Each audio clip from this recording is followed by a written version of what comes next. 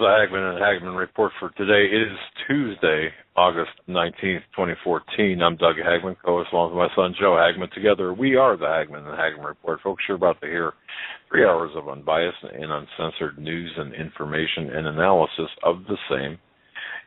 You're listening to the only show where the news is presented to you in 3D. We look well beyond the headlines and the bylines, the fog of disinformation, misinformation, the misdirection, to bring you the truth behind the news. At least that's our objective. For new listeners, I want to thank you for checking in with us all the way from, my goodness, Taiwan. We actually have some people listening right now live in Europe. I want to say a very special hello to our good friend Karen in Rome. All those listening to us in Israel in real time, shalom. And just to let you know, we back you 100%. Anyway, folks, we broadcast live each and every weeknight from 8 to 11 p.m. Eastern. Our home base is now hagmannandhagmann.com. We are still populating that website, of course, but there you can find all the program information, a summary of the past month's guests, the show summaries, and also our upcoming show schedule. And we're working on some other very significant improvements to that and content of that website. It's going to be a fabulous, fabulous website, I can tell you that. Right now, it's the appearance of it is going to change one more time, but it's going to be really user-friendly, and I'm very excited about it. We're doing it in-house, so that's just the way it goes. I want to thank you for joining us. Thank you. Oh, by the way, we still do have HomelandSecurityUS.com. That's HomelandSecurityUS.com as well. The transformation will be immediate. However, both sites will be running simultaneously until we can make the full shift over to Hagmann.com. I want to thank you for joining us tonight. Thank you for your listening to us deliberately. Had a great talk, by the way, this afternoon with Greg Jackson. My goodness, what a great man. He's going to be our guest tomorrow night, and then I'll let Joe fill you in on the rest tonight. Of course, Tuesdays with Stan Deyo. And Joe, ready to rock and roll tonight, aren't we? Yeah, absolutely. Yeah, tonight we have Stan Deyo joining us in the second hour, and Wednesday, tomorrow, we have Greg Jackson, author of 40 Things to Tell Your Children Before You Die. On Thursday, we have Paul McGuire. He's going to be joining us. He's an author, speaker, prophecy expert. He'll be joining us on Thursday for the show. And Friday, we're going to have Tim Alberino on. Tim's been a guest before with Steve, and then he came on by himself, and he's got some new information he's going to share with us on Friday. It's going to be a great week. And I don't know what we have lined up for the weekend show yet, but I'm sure it will be fantastic as always. Last weekend's show was just fantastic, I thought, with Chuck Baldwin, Gerald Salente, and Ben Swan. And, of course, we're on SoundCloud as well. You can find us on SoundCloud, and, of course, the show descriptions on Hagmannandhagmann.com. Folks, I want to talk to you a little bit about Ferguson, about what's going on. We've been very silent about this, and I'll tell you why. Everything that you're seeing right now is really a distraction away from the most important aspect of our time, the most important headline, and you got a taste of it last night. I think a pretty good dose of it last night, and that is killing of the dollar, killing of the U.S. dollar. Everything that's going on right now is to cover or is a result of or consequential to or concurrent with the killing of the U.S. dollar. But very quickly here, as quickly as I can, I want to go through something. In 1970, U.S. News and World Report published a book called Communism and the New Left. It's copyright 1970. They went back, the first printing, by the way, was November of 1969, and what they had done was they had gone through the last decade, the decade of the 60s, to track communism. in the United States. The book I'm holding in my hand, Communism and the New Left, I'm not sure how many are still left in print. It's a pretty rare book, it's my understanding. The reason we've been silent about Ferguson to this point, is because again, everything about Ferguson is orchestrated. The book I'm holding, titled Communism and the New Left, involves the tactics of the communists, which is really one tentacle, or the pathway to the one world order, the global powers. You know that there are power brokers behind all of what we're seeing domestically and, of course, internationally. But with domestic issues, in this case, Ferguson, Missouri, the riots, and notice how they're now expanding to other cities. This is not new, and if journalists today would just take a look back in history, would grab a book instead of relying on the internet, talk to someone who had lived through the decade of the 60s, understands the globalist system, understands how communism and globalism and the socialist Democrats are all really one and the same, then things would make sense, perfect sense. Chapter 3 of this book, Communism and the New Left, is called How They Exploit Blacks. I'm going to read just a couple of portions here of this chapter. Please understand the words that I will read are contemporaneous to 1970. They were used in 1970. I'm going to read this verbatim. So the words are not mine. They're the words of the magazine, U.S. News and World Report, and obviously the end product, Communism and the New Left.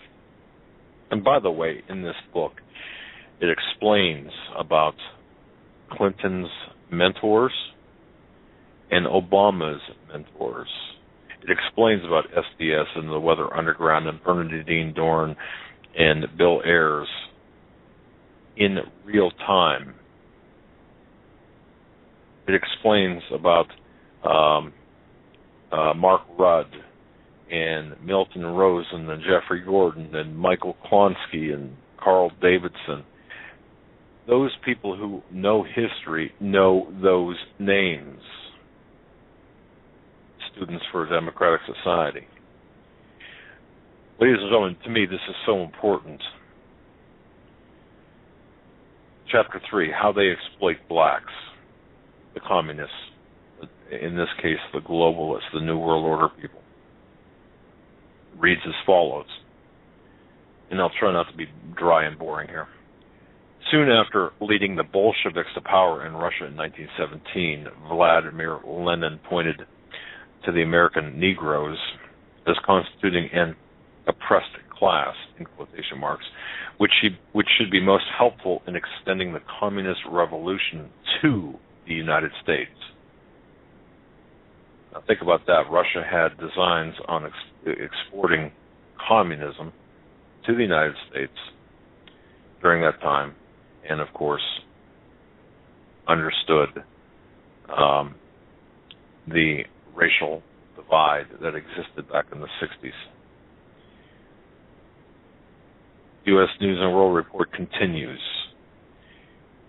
Here was a large body of American citizens bursting with grievances, apparently ripe for joining almost any revolutionary movement. Lenin evidently believed the Negroes in the U.S.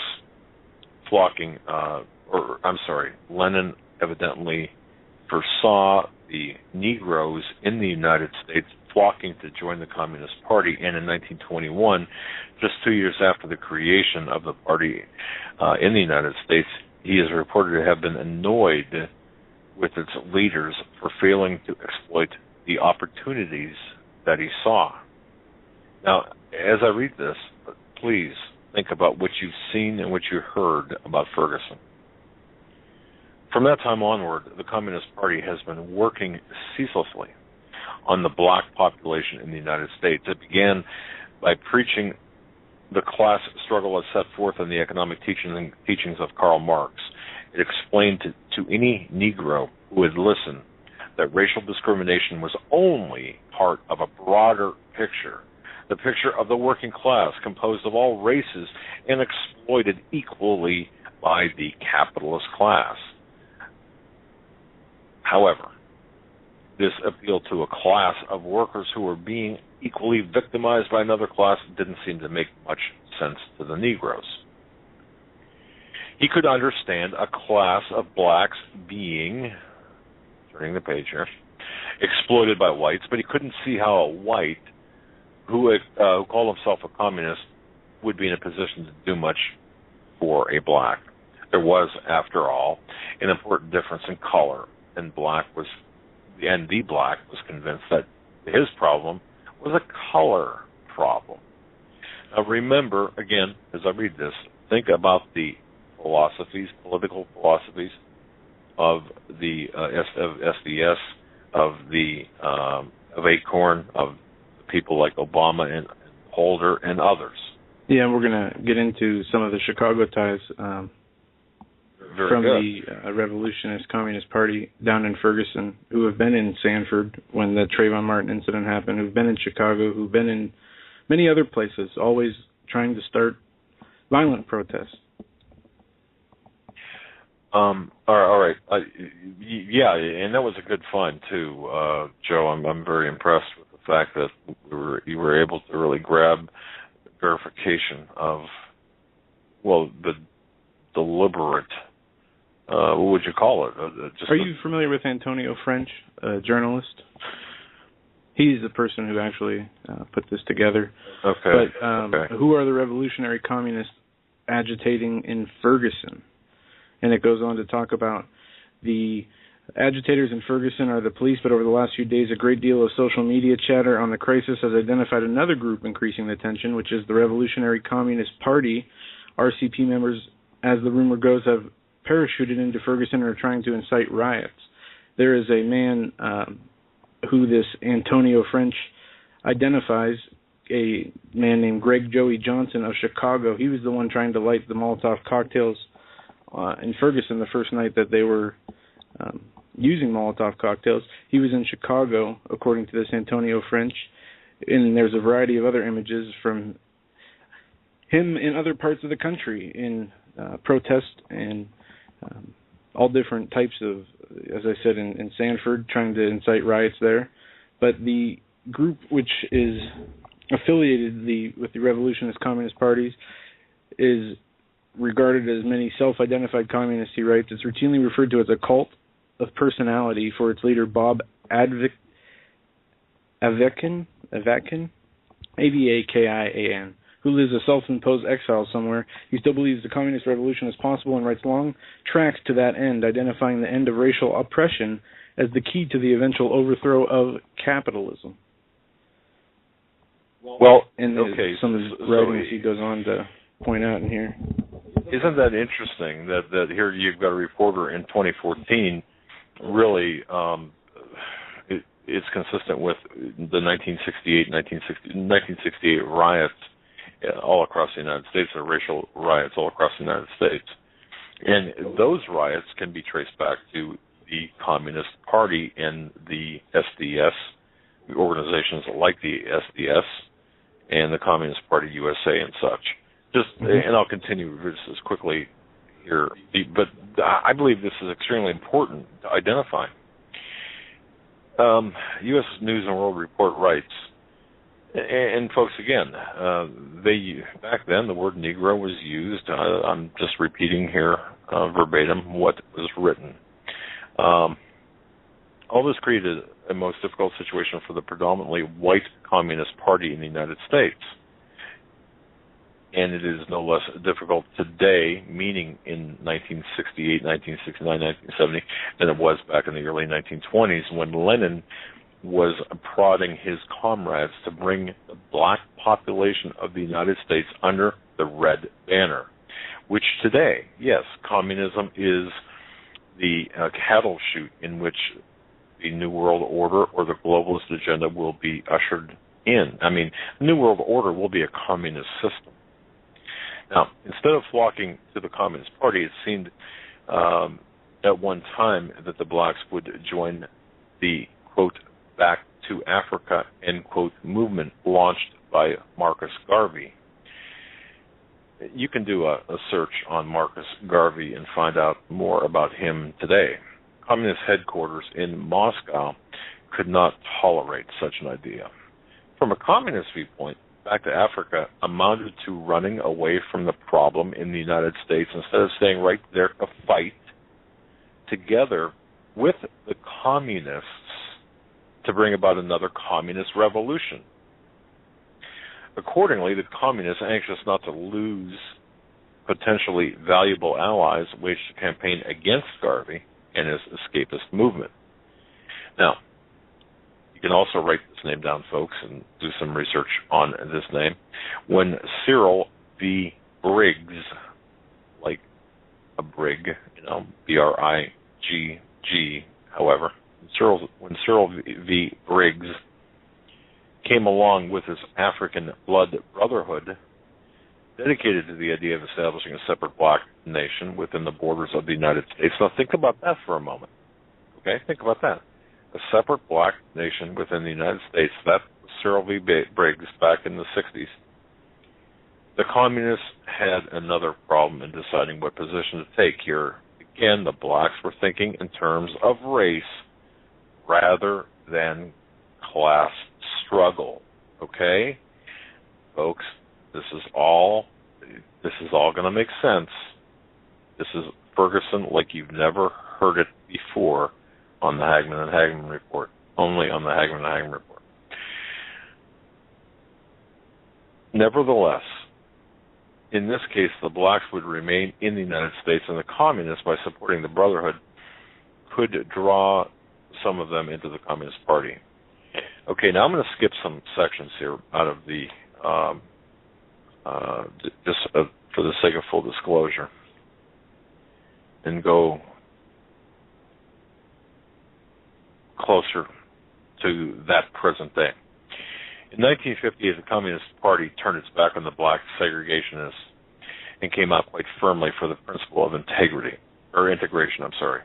However, with the revival of the black segregation movement, this time under the auspices of such extremists as the Black Panthers, and who we're seeing today, the communists tend to slide back and forth again and again, trying to catch allies wherever possible. The problem for the Communist Party is complicated by the fact that it is subject to directives from Moscow, and Moscow, being many thousands of miles away, tends to adopt theoretical positions without understanding the facts and circumstances here in the United States.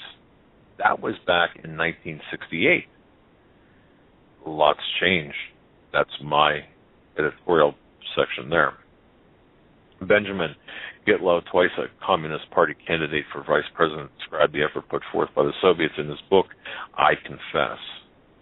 With the money sent by Comintern, Gitlow wrote, the party, meaning the Communist Party, created a special Negro department, built special Negro organizations, issued Negro papers and periodicals, made every inducement for Negroes to join the party, took advantage of every opportunity to penetrate existing Negro organizations and to participate in Negro movements for the purpose of bringing its program before the Negro masses. Yet, in spite of our efforts and the large sums of money spent on that sort of propaganda, we made very little headway among Negro masses. The Negroes in the United States refused to flock into the Communist Party and gave little credence to our promises. That from a book called I Confess by Benjamin Gitlow, cited by cited by Communism and the New Left, U.S. News and World Report, 1970. Probably the most successful communist effort to establish a working relationship with the Negroes occurred in the 1930s. Well, I'm going to skip that and go toward the riots here. Let me just, I've got all of this page marked here. Okay. Here we go. The development of a civil rights movement, or of the civil rights movement, and the long drawn-out war in Vietnam opened new possibilities for the communists. Now think about the current environment today. They played on the theme that the war was diverting billions of dollars from worthy causes at home, notably a massive program to raise the blacks from poverty in the ghetto. In a bid for favor with black nationalists, the communists also lent support to the charge that the war in Vietnam was racist. The white American versus the Oriental. However, in trying to exploit both the war and civil rights movement, the communists found themselves caught between two important black groups, the moderates and the extremists, kind of like we're seeing today, but it's just a little bit different. Moderate Negro leaders, such as those of the NAACP, were not taken in by communist agitation on behalf of civil rights for blacks. These men already had long experience with communists, and they fully understood that communists were interested in civil rights not to help the black man, but to help expand the power of the Communist Party and the influence of the Soviet Union, and let me add, in the United States. And this has taken place today, folks, through a lot of the Obama, from Johnson forward, really, through a lot of these handouts. They also saw exceptional cynicism in the fact that a communist country such as the Soviet Union, which denies civil rights within its own borders, should be such a champion of civil rights in other countries. Agitation for civil rights, as conducted by communists, seeks to discredit and undermine the established order. Okay. Again, I'm skipping parts. By the way, another individual to look up and to remember, Claude Lightfoot. He was a top-ranking black person, referenced as a Negro here, in the Communist Party of the United States. He was found guilty in a Chicago court under the Smith Act, which makes it a crime to belong to an organization advocating violent overthrow of the U.S. government. The Smith Act later was declared unconstitutional, and Lightfoot was at that time of the writing of this book, 1970, now free to go about the country preaching communism. Okay, now,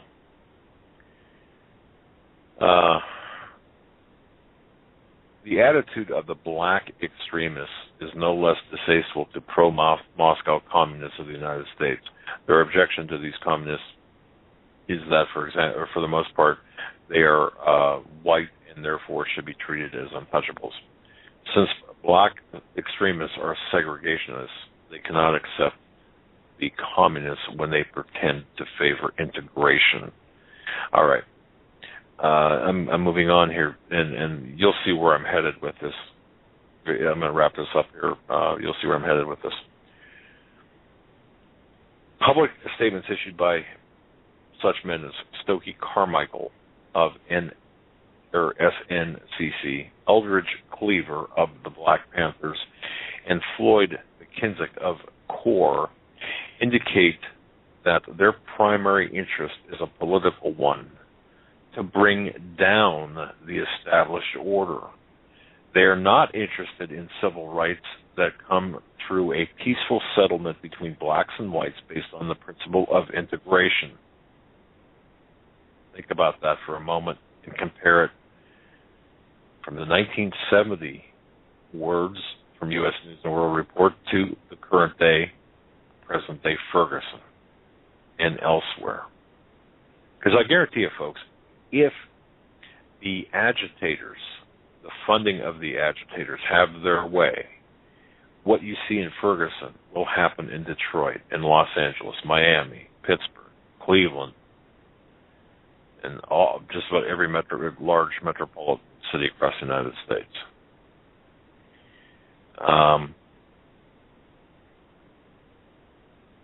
Let's see here. I marked so much here. Okay. Immediately after his election as chairman of the SNCC in May 1966, Carmichael turned his group sharply to the left and toward a radical position. His subsequent moves, his moves abroad, disclosed the nature of his interest. He flew to Puerto Rico in January 1967 and there entered into relations with Castro supporters agitating for Puerto Rican independence from the United States. There's a photograph here of Stokely Carmichael, Black Power leader, who was at that time in exile talking to one of the communist Vietnam leaders in a visit to Hanoi. Okay. Now, Carmichael went to Cuba to confer directly with Fidel Castro and other leaders of the only communist state in the Western Hemisphere. In Havana, he declared Castro to be a source of inspiration. What have we seen from the White House? Joe, you remember, right? With from the Clintons to the current renegade in chief and the Renaissance, the Ho Chi Minh Christmas ornaments on the Christmas tree. Anyway, in Hanoi, go ahead. Just pertaining to this Ferguson situation, you remember you had the Department of Justice send two separate teams teaching people how to protest, and you have the Holder announcing he's going to Ferguson, going to get involved in there in a much larger role than. You look at the IRS scandals, the all these other scandals. No time, no comment, no nothing, no attention. Gets the attention not only to make a statement, but to go down there. What priorities do these people have? This is not the Department of Justice. It's the head of. It's not. They should take the justice part away from it or remove Eric Holder. He was involved in the Waco incident, and he's going to go down to Ferguson and make things better. Well, guess what's in this book? In this book, and I have it marked here also. Joe, and ladies and gentlemen, that Eric Holder was one of the black radicals that took over the University of Columbia. Okay, took over the University of Columbia. Eric Holder, the guy that's head of the Department of Justice, was involved in the armed takeover of Columbia University. Unbelievable. I'm skipping some sections here. Speaking in Chicago in March 1968, Stokely Carmichael denied he was a communist and, as if to prove his point, shouted, "Communism is white." You talk about racist. Wow. He told the same audience that the world is dividing along color lines, and proof of this was the meeting between Premier Kosygin and President Johnson. Remember Kosygin? They got together and widened the split between Russia and China. Now, in a speech in Atlanta in December 1968, he talked about his conception of a new society and a new society as free of racism and capitalism. But then added, look, that does not mean it would be communism or even socialism. That, of course, would be a problem of economics. Once again, think about the weight of these words and think about how these people in 1968 were being managed by the then Soviets, but actually at the root by the communists to divide along racial lines. Carmichael's denial that he is a communist, and again, this is present tense, 1970, recalls similar denials once made by Castro. There is still some argument on whether Fidel Castro formerly was a communist at the time he took power in Havana. You got to throw that in there. You got to understand U.S. News and World Report. Okay. Anyway, most observers now agree that this is a technical point. What matters is that once having gained power, he formed an alliance with the Soviet Union and converted Cuba into a communist state. Gee, you'd think. Yeah, that was my editorial. That's not part of the material. All right. It is quite possible that, given the opportunity, men like Stokely Carmichael and Eldridge Cleaver, both now operating in exile abroad, again, 1970, would follow a similar course. Cleaver, who fled from California for allegedly violating his parole, first took refuge in Cuba. Big surprise there, right? There's a peculiar estrangement occurred. Raymond Johnson, a Panther, who reached Cuba by hijacking an airliner. Remember the old-time hijackings when everybody went to Cuba? All right. Told an American newsman that the black American exiles were unhappy in Havana. Now think about, folks, think about the irony here, okay? Let me repeat that, because again, the irony is this is just dripping with irony. Raymond Johnson, a Panther who reached Cuba by hijacking an airliner, told an American newsman that the black American exiles were unhappy in Havana. We would like this information to reach the Black Panther Party in the United States, Johnson said, so the party will know the unrevolutionary way we are being treated. We think, listen to this, we think there's racial discrimination in Cuba. Okay, this is why, folks, to me, this is why I love to read and I love history. Because where else can you hear this? Think back in 1970, 1968, the riots that went on, and I know some of you were alive like I was back then, right? And remember the cities on fire. This is kind of the backstory or part of it. This is what Ferguson, this is the template for Ferguson, is the communist/globalist agenda. Now, I'm going to skip here. Okay. According to reports, Cleaver, Johnson, and fellow Panthers were kept in isolation, cut off from the Cubans.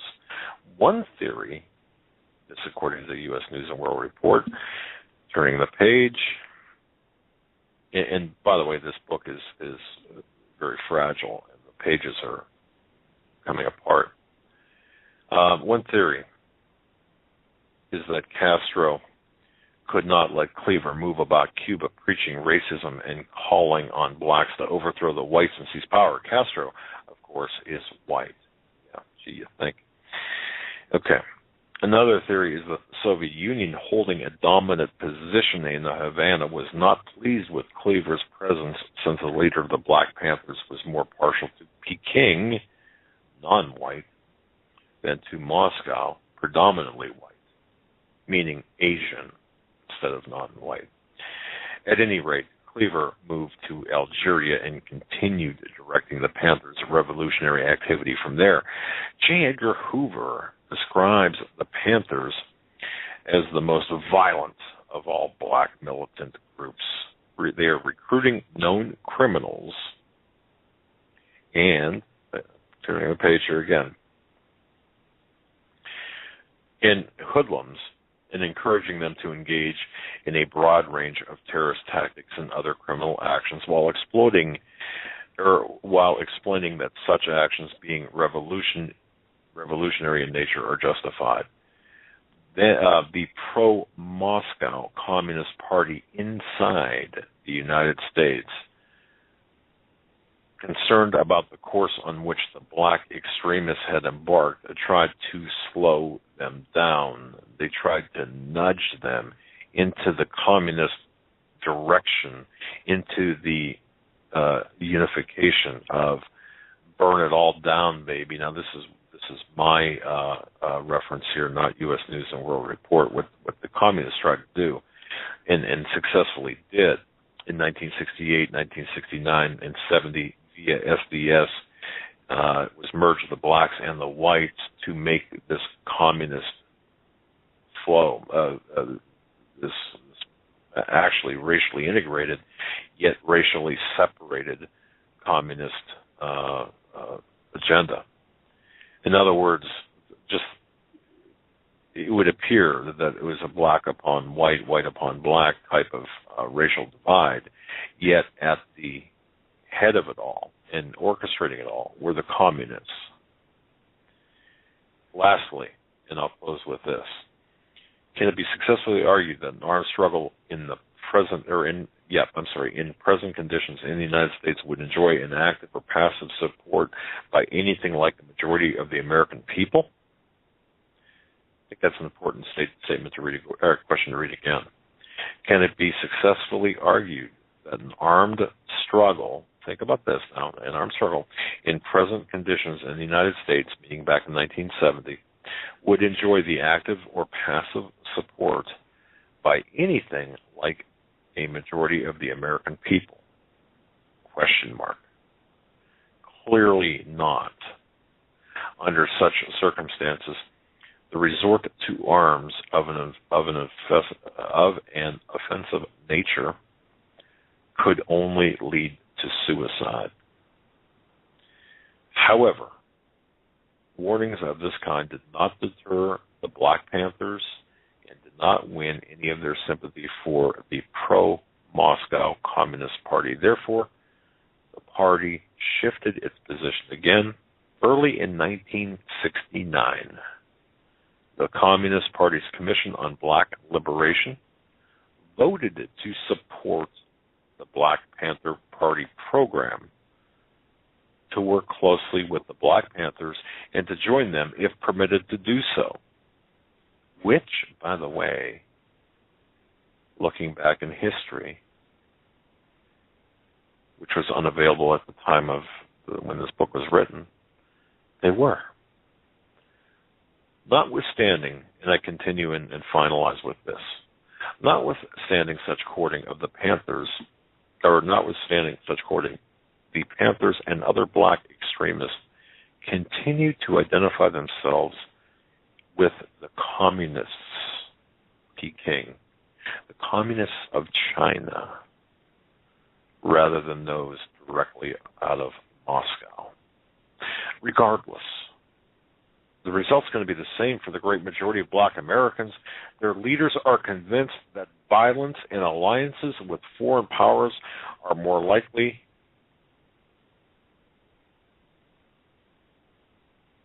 to promote the integration of blacks in American society through the takeover, through the armed takeover of society.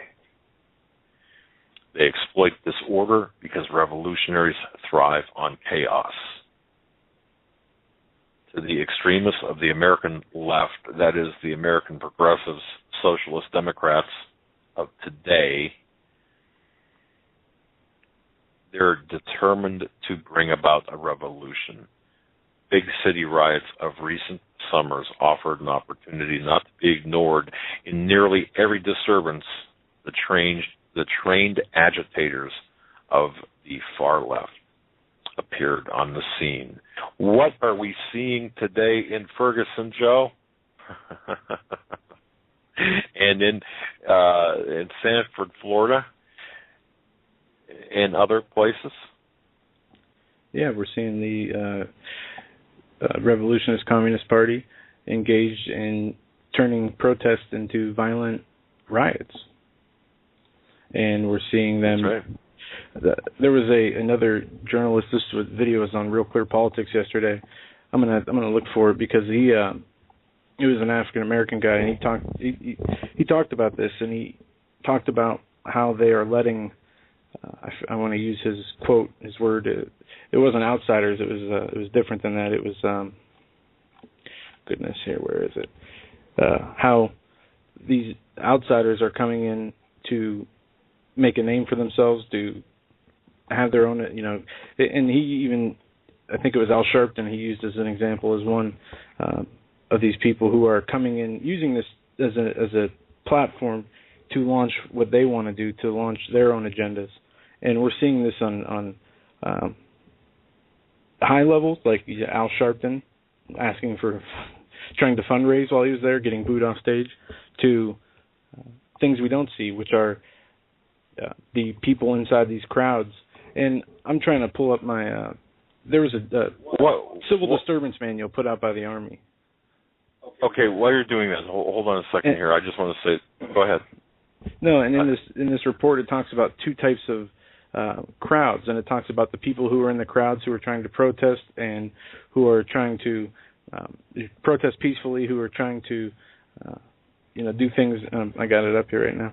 I think it was page 15 of this manual. It talked about the other type of crowd who were law enforcement, undercover, in plain clothes, who are, and this is under the civil unrest. I think it's section 1. All right, yeah, it's under the behavior theories. The two-crowd theory, 123. The two-crowd theory is based on, around the belief that at civil disturbance events, there are two crowds present. One is civilians that are gathered, protesters, agitators, or onlookers. The other is the uniformed personnel, or control force, which are law enforcement officials. According to the two-crowd theory, the outbreak of violence is not due to aspects of the contagion theory, but is instead due to the action, reaction, and counter-reaction of both crowds that are present, known as circular reaction. And it gets into these two-crowd theories and how the tensions and escalations and potentials for violence happen and how they're triggered and what crowds' reactions to these tensions or outbreaks of violence bring and what the outcomes are. But it gets it gets into this in great detail, how there are agitators that are law enforcement posing as protesters in order to be a control force, as they say. Exactly, and I'm glad you brought that up because, folks, this is perhaps one of the most dangerous aspects of the current events.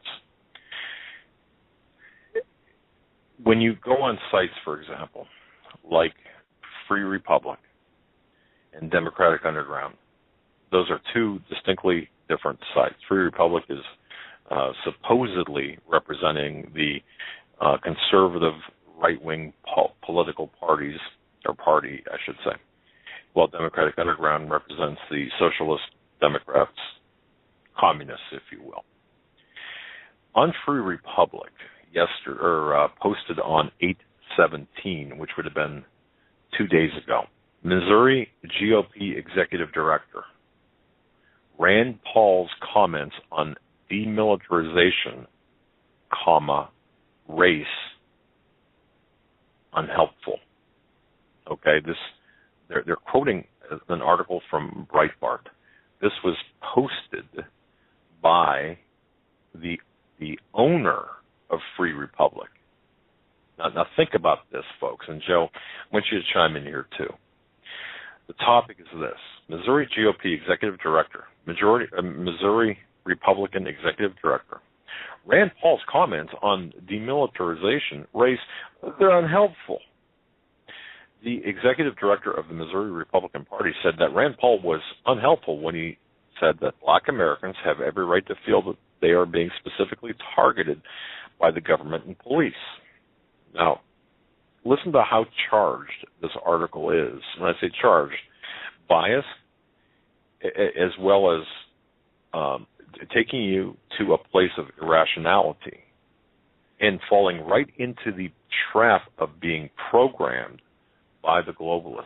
Here's what was said, or what was written. This is a tragedy for all communities, not just the African American communities. Let's see, Matt Wills told The Hill. I think this is all just too much, too soon from these politicians. We're still learning new details. I can't fault the police for wanting to protect themselves and the community.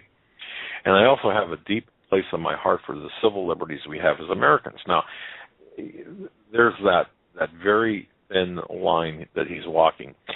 However, okay, in his op-ed, Rand Paul said that it's almost impossible for many Americans not to feel like their government is targeting them. Given the racial disparities in our criminal justice system, it is impossible for African Americans not to feel like their government is targeting them. Anyone who thinks that race still does not matter, even if inadvertently, skew the application of criminal justice in this country, is just not paying close enough attention. Our prisons are full of black and brown men and women who are serving inappropriately long and harsh sentences for non-violent mistakes in their youth. Now, I'm not sticking up for the criminal here. I'm not sticking. That's not what I'm doing. What I'm doing is I'm pointing out the things that this reporter cherry-picked out of what Rand Paul said, and then what Jim Robinson from Free Republic put on his website. And let me just say this: he followed this, or Jim Robinson followed this article by saying, or by writing the following. Nice to know Rand Paul is in lockstep agreement with the American-hating, godless, uber-Marxist race pimps Obama, Holder, Ogletree, Jackson, Sharpton, et al. Okay, now, who just made this a racial issue in this case? I'm not going to answer that. As the comments in this thread continue, somebody by the name Paulie Bear says, hopefully this finishes him, meaning Rand Paul, off as a candidate. His comments are very troubling to me. Let's see here. Hang on a minute here. There's one in here that okay. Here we go. I don't even know. Pining for Texas is somebody who wrote this. As for the militarization of the police, it is ridiculous for every Mayberry to have armored equipment in a SWAT group. However, as one can see in Ferguson, it was completely necessary. Nobody goes to a riot armed with a handgun. There were snipers, Molotov cocktails, thugs throwing bricks. Why wouldn't the cops have heavy-duty gear and vehicles? ? This is a totally different scenario. Okay, then there's a whole bunch of pile-on against Rand Paul stuff. Okay, let's see here. He is his father's son after all. The reason I bring this up in Free Republic, and the reason this bothers me so much, is they are justifying the militarization of our police force. The very people who are Second Amendment advocates, supposed Second Amendment advocates, and First Amendment advocates, are saying it's okay to establish free speech zones. It's okay to have armored tank militarization vehicles in Ferguson. It's okay to use MRAPs. No. Yeah. Not unless we're in Ferguson, China. Well, no. Wait a second. Jim Robinson and these conservatives are saying it's okay. Well, they're not conservatives, first of all, and they are. They say they are, Joe. Yeah. Well, people say that they're all types of things. You know, people say that they're Christians and do unspeakable things. People say that they're affiliated with this or that, and go against everything that they say they are. A true, Republican or conservative or a true Democrat wouldn't be against any type of ending of freedoms for citizens in the United States. And it's not like, there is some looting going on, but how much of this is due to the response of the police? How much, there are protesters out there. 99.9% of what I've seen are nonviolent, peaceful protests. But how much of this is due to the police response? At 8:30 this morning, I had a telephone conversation with somebody from Ferguson, Missouri. just outside of Ferguson, who said, and he would not come on the air. I asked him to come on the air, and he would not do so. But he said that he watched, and I know this person, he's not anonymous to me. In fact, he's a regular listener. He said that the police stood by, were given stand-down orders as the looting was progressing. In other words, when they could have stopped the fires, right, the looting, they were told to stand down. And guess who told them to stand down? Ultimately, the police chief, I don't know, the White House, Department of Justice. Well, yeah, you have these people who are looting and burning down businesses and areas of town that need police responses, and then you have the peaceful protesters sitting on the ground getting shot with tear gas and rubber bullets. It's all backwards. Jake Tapper was there, and actually there's a video circulating, and what he says from the ground there is that this is not right. Something is completely wrong with this situation. And there's other journalist, Don Lemon from CNN. He was getting shoved a little bit by police yesterday. Jake Tapper says in Ferguson, this doesn't make any sense, talking about the police response to the actual peaceful protesting. MSNBC Chris Hayes was pelted with rocks. He may or may not deserve it. And the mayor of Ferguson says there is not a racial divide in the city of Ferguson. That they go on to talk about the class warfare aspect. But you don't see rioters and police clashing. You see peaceful protesters being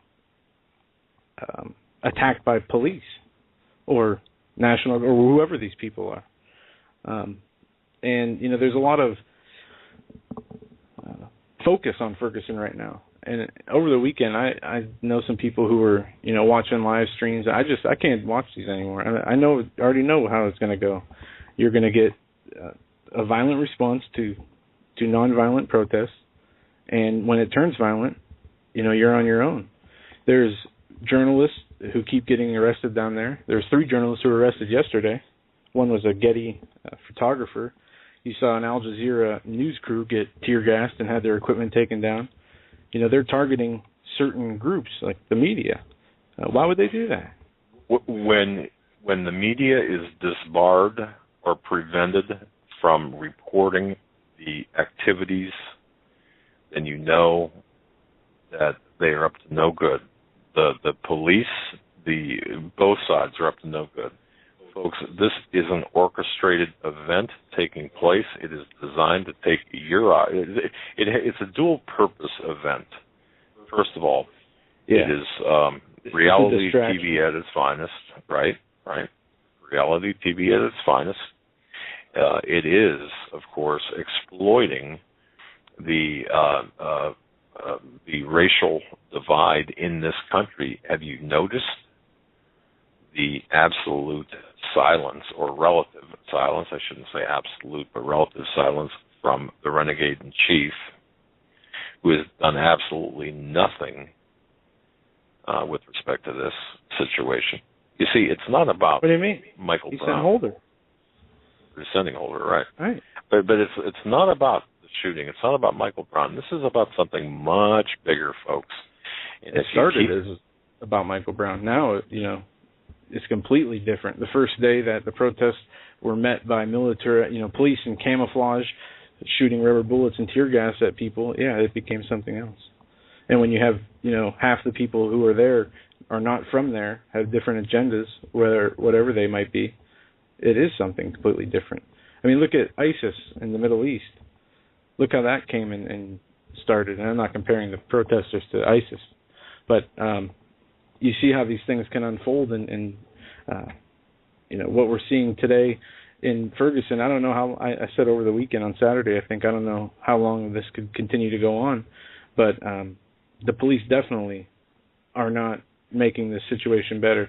And they've called in the National Guard. They had the Missouri Highway Patrol, the local Ferguson Police, St. Louis County Police, all these different police forces that are there. It's just, and like you said, it has nothing to do with Michael Brown anymore. there's a lot of information that's come out since the protests began, and it doesn't look good for the people who are trying to back Michael Brown. As far as there's new information that the cop had let me pull this article up. The police officer who was involved in the shooting, he had a did I delete it? He had a broken eye socket, and Darren Wilson suffered. This came out today. Darren Wilson suffered a orbital blowout fracture to the eye socket during a Michael Brown attack. This is from the Gateway Pundit and two local St. Louis sources. Okay, it doesn't mean that your eyeball's hanging out of your eye socket, essentially. It is no longer held in properly. Just as an FYI, to give you an idea of how serious that injury is. But this is not about Brown.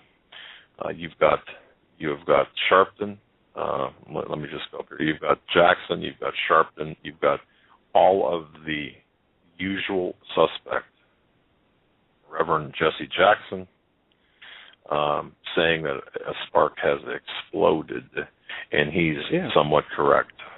And, if the people really wanted to respect the wishes of Michael Brown or his family, they're calling for peace and for, nobody except the peaceful protest, the people who are there protesting lawfully, not the police, not the agitators, not the infiltrators, not the communists. The only people there that are upholding the wishes of the family, which are, you can't have, it's time for peace and healing, not for more violence. And what happens, right after they make that statement that same night, they go and there's more looting after a break of looting. That, to me, reeks of inside influences. Absolutely. That are not supposed to be there. And while the situation in Ferguson is indeed fatal, it was fatal to Michael Brown and others, just less than a handful. 31 were killed in Chicago over the weekend. 31. 15 shot in New York. No, 31 wasn't shot in Chicago. Or 31 was shot, not killed. I don't believe Right. But what I'm saying is, look at what's taking place in Chicago. Look at what's taking place in New York. Yeah, there was a 16-year-old girl and her 20-year-old brother that were shot in a drive-by shooting in Chicago and killed over the weekend. And how many times do you see police officers shoot unarmed civilians? It's happening quite frequently, a lot more frequently than I've ever seen it, and nothing against police or anyone else, but this is the only instance where it's getting national attention and turning into riots. When this happened, I heard this happened. There was a white person who was shot unarmed by police in Dallas a few days ago. We have an out of control, right? We have an out of control militarized police force who Rand Paul is saying, look, we got to tone this down. Exactly. And I'm reminded by our intelligence insider. Think about this, ladies and gentlemen, a little bit of history as well. From the 1950s until the late 1990s, the book Uncle Tom's Cabin was required reading in schools throughout the Soviet Union. That's how the Soviets at the time were taught to view the way blacks were treated inside the United States. Programming much? Well, there is a lot of, injustice and brutality that goes on that we don't see with the police officers in the black community still to this day, sadly. And that needs to be fixed, but it can't be fixed by destroying your city or having people come in and destroy your city and decimate, any chance you have of a future over an incident like this. We have to pick our battles. And I'm not saying this isn't a battle that should or shouldn't be fought, but to see this escalate into what it's become today, today and now, getting the White House involved, the Department of Justice, even though they were involved, sending people out to teach them how to protest, teach people how to protest, or sending their communist infiltrators in there, people need to keep a level head. They need to know what's going on. They need to think before they act. They need to understand what is the actual facts of a situation before they inject themselves or become a part of it, because you will be used and played just as much as anybody else. You could be finding yourself, on the wrong side of,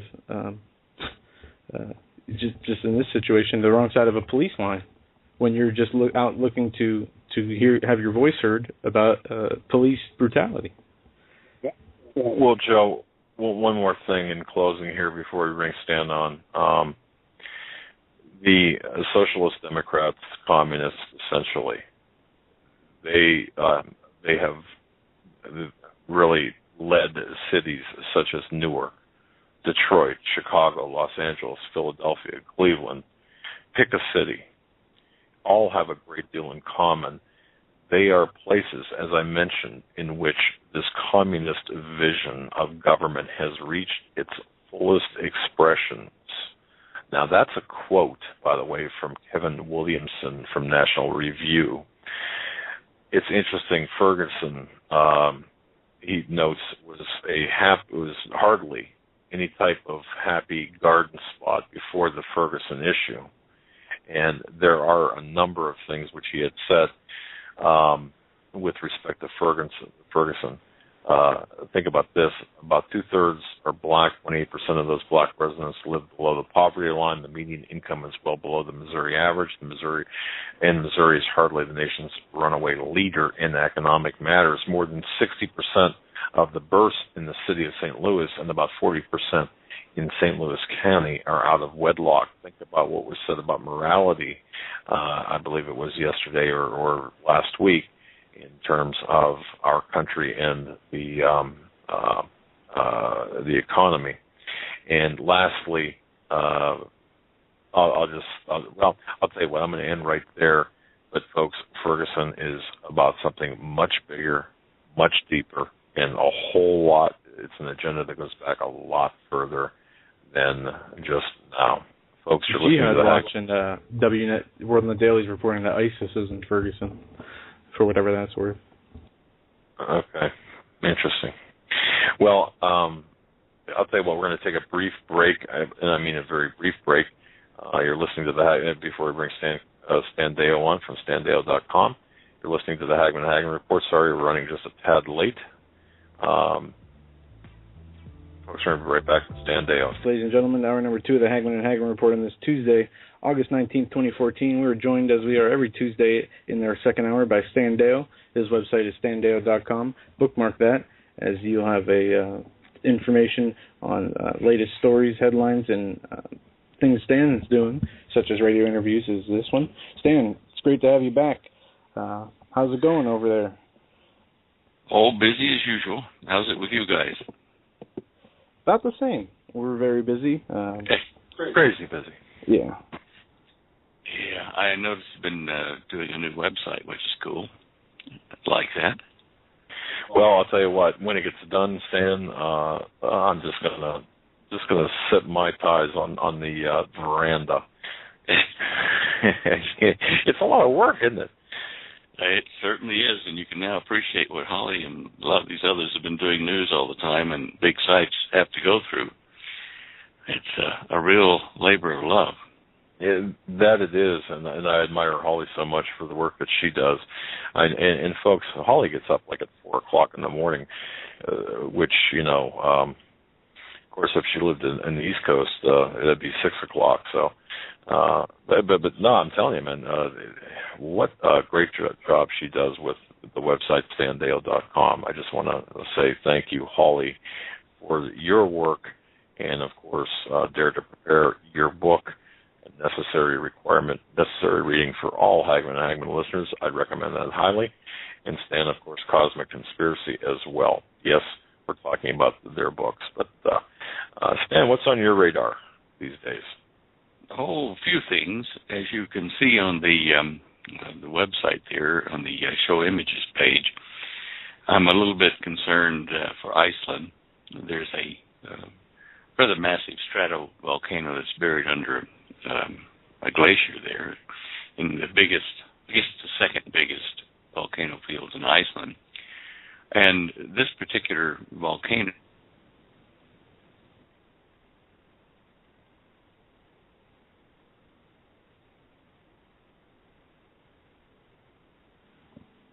Stan, are you still there? Are we still here? Boy. Yeah, we can't hear you, Stan. I don't know. All right, I think Stan just dropped off there. Something happened. There's a delay, and I hear interference tonight. I don't know if you hear it, but I can hear you talk out loud, and then I hear it come through my headphones like 3 seconds later. So there is some kind of background interference. Right. Joe, if you can try, I don't know, if you can try to get Stan back, can you do that, or do I don't know if he's on my contact over here. Using we got upgraded our Skypes to Skype Unlimited, and you have the studio Skype now, and I don't have him over here as a contact, I don't believe. I'm not sure. How do I? Just okay, I'm showing a. Add to call, and then find Stan. Click the plus button. No, you were on there. You were on the screen. There we go. Okay, there. And hit. If you hit add to group, or if there's something. There we go. There, Stan. What happened? I don't know. You just kind of dropped off. You went quiet, and then it disconnected. I don't know what happened. Where was I when I wandered off? Iceland. Anyway, the volcano we're looking at is a stratovolcano. And about every 260 years or so, it erupts rather largely. It does have little lava flows in between times, and about 110 years ago, around 1903, I think it was, it erupted and pushed lava out and melted a lot of the glacier and that kind of stuff. They are evacuating people that might be affected by the melt and by the ash cloud, and they're giving airlines warning internationally to be careful flying between Iceland and Middle Europe and Western Russia, possibly as far down as Spain from the debris or the ash cloud coming out of it. But on our website there at the Show Images page, if you go there, you can click on the first image, which says Volcanic Eruption in Iceland, ? And that'll take you over to 5 pictures of the current situation. There have been over 1,600 earthquakes in Iceland in the last 48 hours. A lot of them are in the Bardabung volcano region, about the center of Iceland, slightly off to the east. And you can click on those things and see they put it on orange alert for the aircraft aviation code.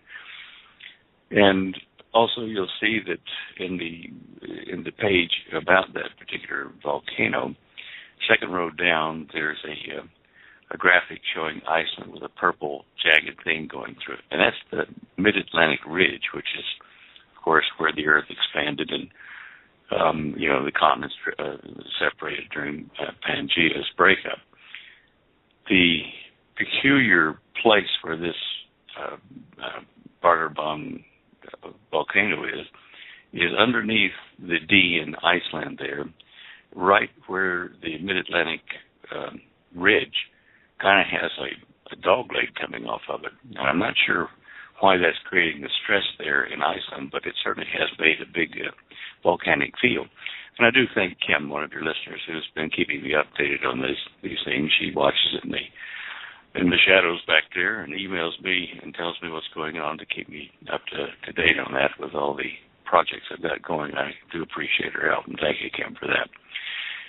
To the right of that particular image on the Iceland Bardabung volcano page, second row down, is a photograph taken from the air of an aircraft flying through the ash cloud right next to it anyway, where the heat from the volcano is melting the glacier. It makes quite an interesting visual. It's a high-resolution picture. It'll take a little bit to load down, I guess, but you'll find it interesting to see how this 6,600-foot tall volcano buried under ice periodically melts it and makes a very interesting picture. You can see the stress lines in the glacier. And I've put a link down there. The last picture is a link to a site down in Australia. And there's something odd about the Bartabunga volcano, and they're doing a study on it to try to figure out, how to predict and what it's going to do. So you can go to that link and download the PDF paper if you want to have a look at the pictures that are there, showing you the puzzle that they're trying to work out about, this particular caldera. Actually, it was a caldera like this stratovolcano that was 19,000 feet tall, nearly 3 times as tall as this one, that collapsed and made the Garden of Eden. So this could technically collapse after a period of time and form a crater as well. With all the weight around it from the glacier, I'm not sure what will happen. But anyway, that's that fellow there. Fantastic, Stan. Folks, go to standeyo.com, click on Show Images, and you'll see what he's talking about. Fantastic images, Stan. Wow. Thank you for those images. Yeah. One of your, I get emails from your listeners. You've got listeners all over the world. Although this next day I'm going to talk about the listeners in Arizona. We've had them from Australia and from Asia, from the Philippines, Europe, Israel even. Just your program goes out all over the world, and it's really quite encouraging to hear people feeding back on it. Now, anyway, this particular guy in Arizona, we'll just call him Arthur ID. Thank you, Arthur, for your email. He heard, last week I was talking about the Garden of Eden and the splitting of the Pangea and how the continents then suddenly moved apart. Well, it's suddenly, relatively speaking, in geological times. I'm thinking we're probably talking weeks or months or even a few years. Because he was concerned. He said, well, if this was happening, why didn't we see tsunamis, sweeping across the continental shelves and coastlines as the Earth expanded and started to split Pangea and move it all apart?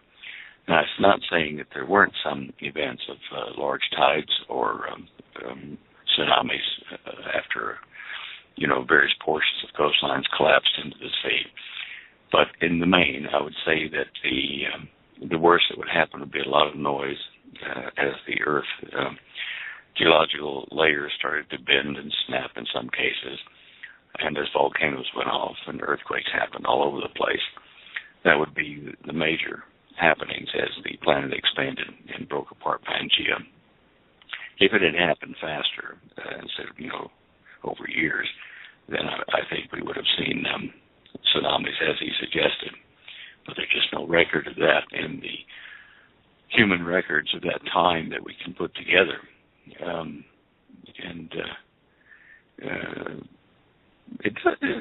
I guess if you're watching the news today, you did see that there's been another sinkhole over in where was it? Illinois, I think it was. And was it Illinois in the sand dunes there? I got an email about that area. Yeah, somewhere in the Midwest area. Yeah, Indiana it was. Indiana dunes. And they show pictures of the geologists out there trying to figure out why these, approximately a foot to 2-3 foot diameter sinkholes are forming in the sand dunes right next to the lake. And they're theorizing at the moment, or hypothesizing, that the cause is rotting material down underneath the sand dune that finally gave way and, a hole fell down to fill the void.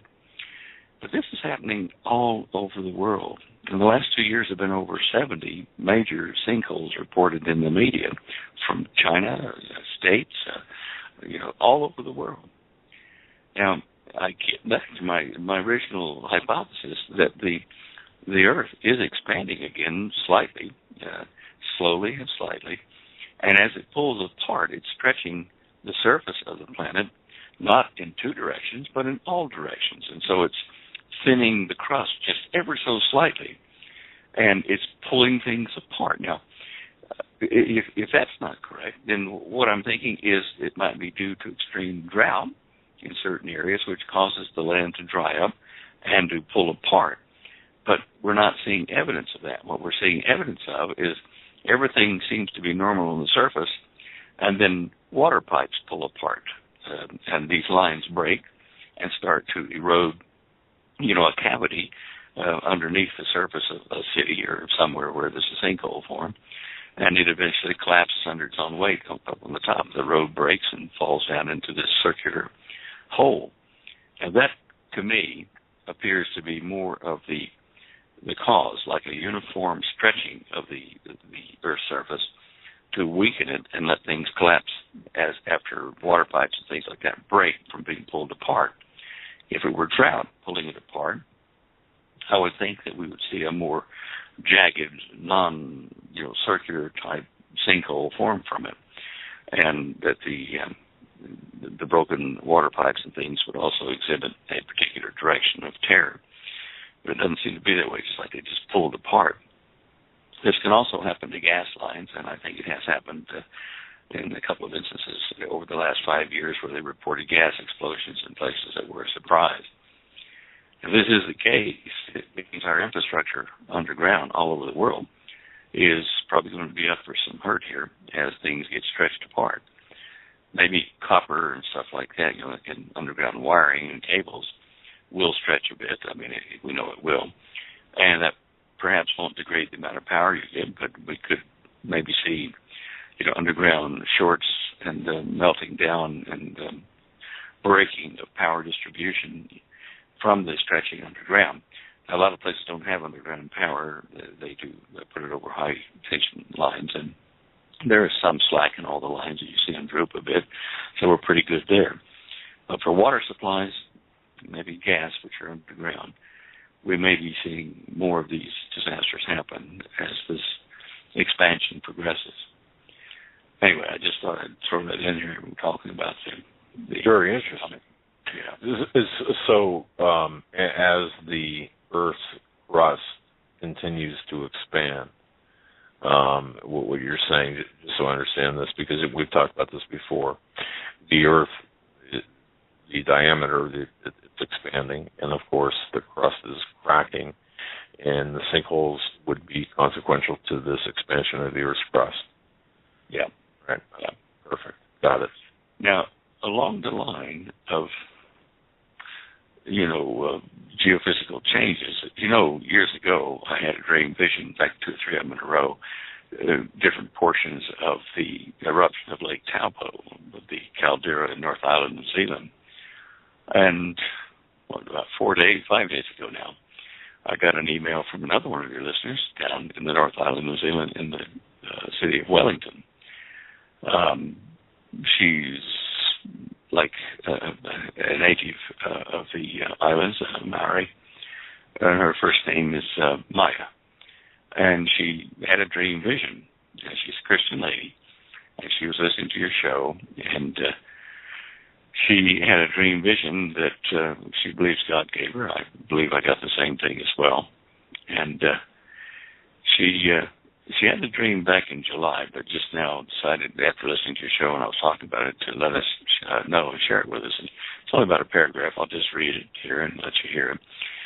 It was early morning, she says, and I was letting my dog outside the back door to go relieve himself. As I walked outside with him, I saw piles of lava spread in patches all over my backyard. And then I looked up and saw a flare of fire flying towards me. And I ran into the house to tell everyone, wake up, wake up. Now, it looked like fireworks, she said, and it was really quite frightening. And that was the dream. Now, she is in Wellington, which is, probably about 180 miles, a little for maybe 200 miles south of Lake Taupo.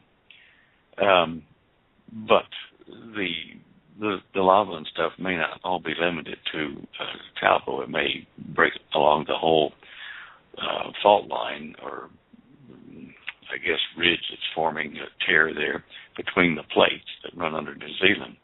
It's a very unusual series of plates that are not only trying to slip the east and west halves of New Zealand apart, like up and down or sideways, but it's also twisting in the center of the islands, which is a very complex application of force, which may cause volcanoes to erupt all along that plate boundary. Anyway, Maya, thank you for that, and I think that this is telling us with all these little things happening here, volcanoes, and we've had a few earthquakes over the last month or so that were interesting around the place. Nothing like a swarm of Richter 8s or anything, but we're seeing in sometimes 1 or 2 day runs 20 to 30 earthquakes appear here on our alerts here at the house. And these alerts are all over the planet, the earthquakes. And normally we might get, maybe 8 to 10 a day, but when you start getting 25, 30 of them a day, it tells you that there's activity all over the planet. So keep your eyes open, and, there are going to be some strange things happening. I think animals will be telling us a lot to, kind of warn us when they're not feeling well about impending earthquakes, perhaps even volcanoes. Interesting. Okay. So we're seeing an acceleration of Earth changes then, in totality. Yeah. We are indeed. And with the war in the Middle East just about to pop, that silly Obama, Jay West, he irritates the dickens out of me. I tell you what, did you catch the article a few days ago about him denying or delaying the shipment of missiles to Israel? Yeah. I mean, yeah. Camp David supposedly, 2 weeks off or whatever, but it forced Israel to come in and just take arms and weapons, from the U.S. without, the White House direct permission, even though they don't need it under the agreement. But now that Obama's going to review his weapons supply agreements with, Prime Minister Netanyahu, and of course they had a heated shouting match on the phone about this. And there's just no doubt in my mind. Anybody who's a thinking person wouldn't have any doubt that Obama is trying his best to sink Israel at the hands of her enemies by, little administrative about faces, I guess would be the thing to say, things that wouldn't on the surface be a great drama, but may cause Israel to lose control of the war with Gaza, with Hamas in the Gaza. And what Obama's done this time certainly may shift the balance of power. So Israel's in a tight spot, been burning up ammunition and missiles and Iron Dome, and her greatest ally has now kind of become very flaky because of the administration. It's difficult to imagine any leader, Western leader, being more antagonistic toward the state of Israel, the nation of Israel, than Obama. And, Stan, and I got an email from someone, and let me just quickly address this email from someone who, one of our guests on Saturday had made a reference to Israel's near apartheid type operations against the Palestinians, the genocide against the Palestinians. We, of course, do not agree with that. I'm not going to... not actually. Today, the White House and the State Department came out and said that Hamas was responsible for the renewed rocket attacks that were happening in Israel. And for those who are unaware, there have been at least 50 rockets since the ceasefire ended, just in the last 24 hours, I believe, into Israel by Hamas. And the IDF was told to prepare for a new ground insurgent. Well, as well as should, right? I mean... Absolutely. Yeah. Somebody made a good reference. I think it was Chris Christie, or they said, if Pennsylvania lobbed 3,000 rockets into New Jersey, are they just going to sit there and take it? But you see the media basically saying they're fighting with sticks and stones against nuclear weapons on Israel's side. In many cases, they're making a case for Hamas, either knowingly, which I believe, or unknowingly, which I don't believe. But that's what's being reported. Well, already, I think it's just come in over the wires the last 2 minutes. Some clown in Jerusalem, a terrorist, has already thrown Molotov cocktails at a bus that was just a city bus going down Jericho Road. and set fire to the bus. So that's people right there on the ground in Israel making trouble. It's just, and look at here in this country here, where you've got, this deal with that kid Brown that was killed by the policeman. Now another one has been apparently stabbed or shot. I'm not sure what it happened. He got a knife on him, but with a policeman today. So we can see we're having our own little homegrown terrorists through, like the Black Panther, like, militant black groups that are trying to stir up trouble in that area. They're bringing in organizers and troublemakers to an area they don't even live in to foment this civil disruption or unrest. And so we've got our own form of terrorism happening here, just like in Israel, except they're all over the place. Well, exactly. Now, there was a man shot, a 23-year-old man wielding a knife was shot by police yesterday. I think that's what you're referring to, Stan? In Ferguson? Was it today or yesterday? Could have been today, but if I remember correctly, it was last night, but you could be correct. Yeah, it could have been. I'll look at it. Well, here it is. 7 minutes ago, second police shooting embroils community. So this is in Missouri, in Ferguson as well. Okay, it's nightfall. Okay. Despite the calm, police readied riot gear and set up posts along their barricades, preparing for yet another long night after local police officers in the St. Louis area shot and killed an African-American man in broad daylight for the second time in the last 2 weeks. Let's see here. Earlier in the day, confirmed 2 officers opened fire on a 23-year-old after he allegedly brandished a knife at them, blah, blah, blah.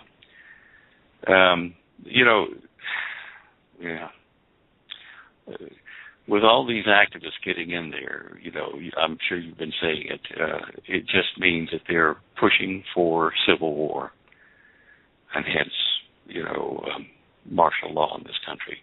We're right on the verge of just horrible times. You know what, Stan, I agree, and that's why I made reference to both the Republican and Democrat or conservative and socialist Democrat forums taking sides and completely disregarding the bigger issue, focusing instead on the smaller issues. What's taking place, Stan, in my view at least, this has got little to do with Michael Brown, the victim. I mean, it's the spark that created it's a spark in the dry tinder, of course.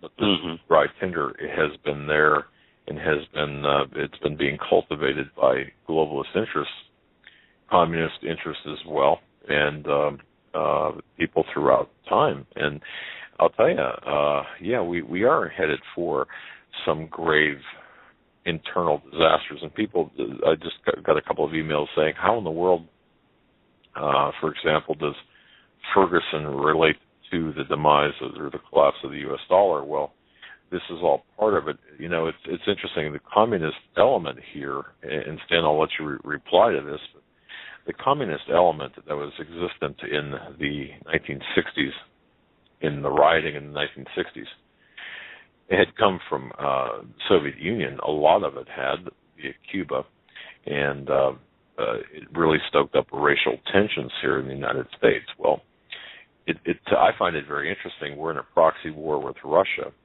and I believe that one of the asymmetrical type of attacks would be to replicate what was done in the decade of the 60s by exploit the racial tensions here in the United States to cause internal turmoil as part of their plan. Are you talking about like when Governor Wallace was, involved and was shot, and the buses to take the African American children to schools and things like that? The riots that came around that time. Yeah, that and in the latter part of the yes, in the really from 1960. We'll take it from 1967 through 1970, roughly, in that time period. And that does, earlier it involved Wallace and the segregation, but more importantly, what when you had people like Stokely Carmichael and the Black Panthers and others getting involved in getting their training and inspiration from people like Castro and leaders in the Soviet Union, the Soviet Union was exploiting the racial conflict here in the United States for their purposes. Now they're doing it for the same. I mean, it's almost like history repeating itself in some aspects. Sorry, I just that was an abrupt ending there, but I'm not sure what you think about this, but I do think that there's an element of globalism that's directing this fight into a larger fight. It's going to expand well beyond the Michael Brown issue.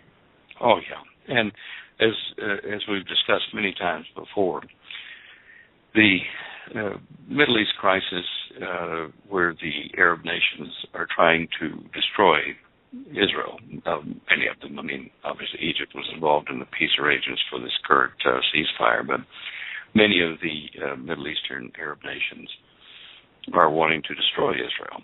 Now, Israel is not going to go down without a fight, and if the United States does not give Israel the weapons it needs for conventional warfare, then Israel will probably have, at some point, no choice but to use a nuclear device on some of the targets around them to tell them to back off.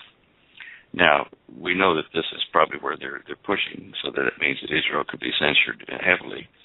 And Russia will come in to honor trade or protection agreements with some of the Middle Eastern countries, the Arab countries that will be affected by Israel's retaliation or defense. And to that end, America cannot be involved in defending Israel. So when you see, Obama, who's much like a Russian puppet, weakening the military supplies to Israel and doing everything it can, really, to work against Israel in this current conflict, that you know that the next thing that has to happen is that toward the end of Obama's reign, and I call it reign rather than his administration because he's acting more like a dictator, toward the end of this, the United States has to be in total chaos because there's a risk that if we had another election, a new president might actually help Israel, and Russia couldn't stand that, and the Arab nations certainly wouldn't like it. So this is, on a global basis, what I see them forming is a destruction of the United States, at least weakening so it cannot be a major military support for anybody, especially Israel, because it'll have its own domestic problems. So we're, what are we, about a year and a half, 2 years away from elections. 2 years, I guess, almost, yeah. And something is going to have to break here to weaken the United States. Obama's been doing all he can in a lot of ways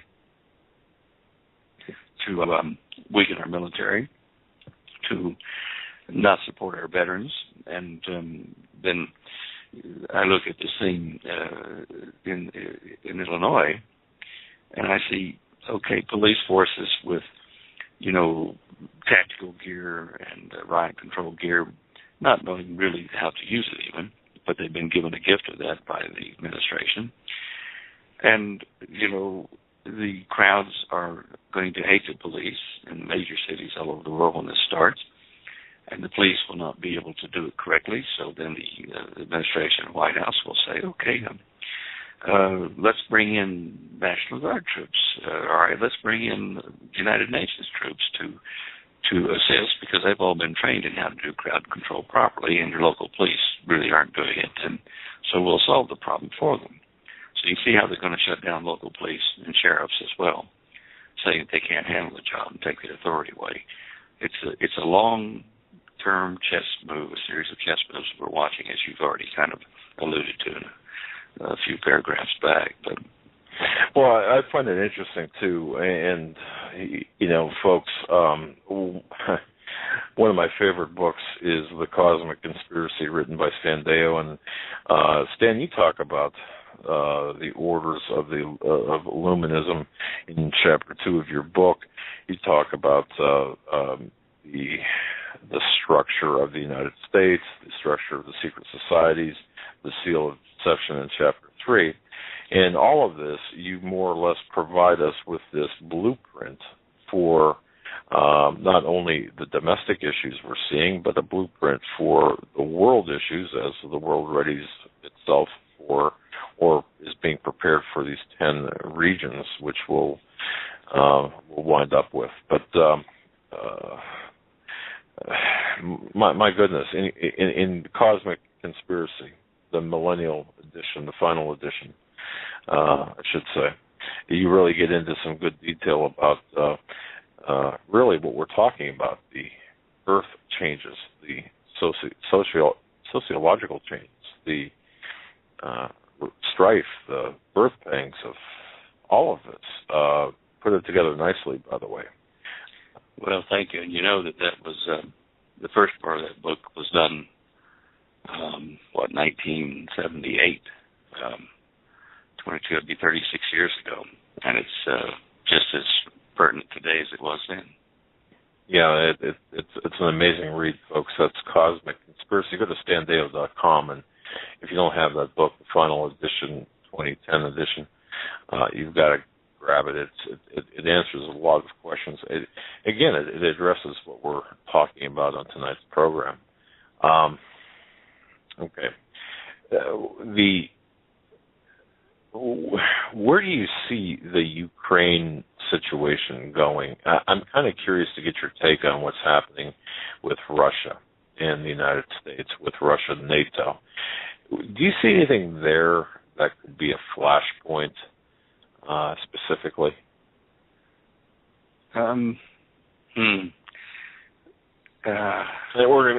That's probably too broad of a question.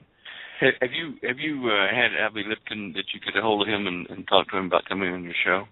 We've been playing phone tag. I did talk to him this week, and what we're going to have to do, since he's going back to Israel this week, he's going to be on a different time schedule, and we talked about setting up some kind of pre-recorded interview instead of doing it live. But, yeah, he does want to come on the show, and we're going to set that up and make it happen.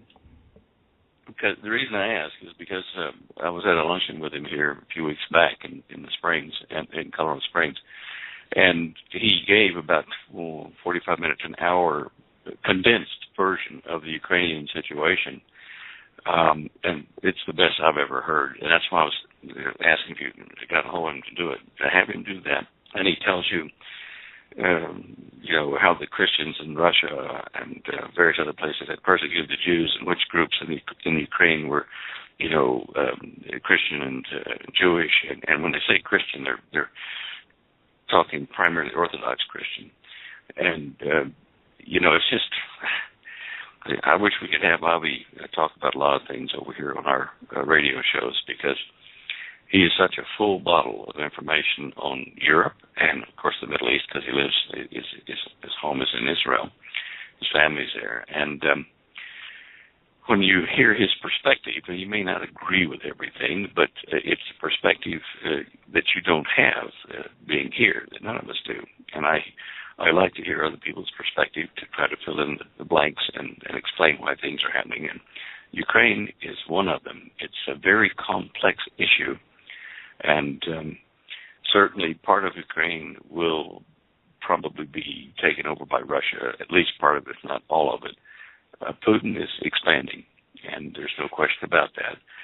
He needs strategic locations, and certainly the part of Ukraine he's at will be a major asset. And the majority of the people there still remember the Soviet Union and would apparently rather be with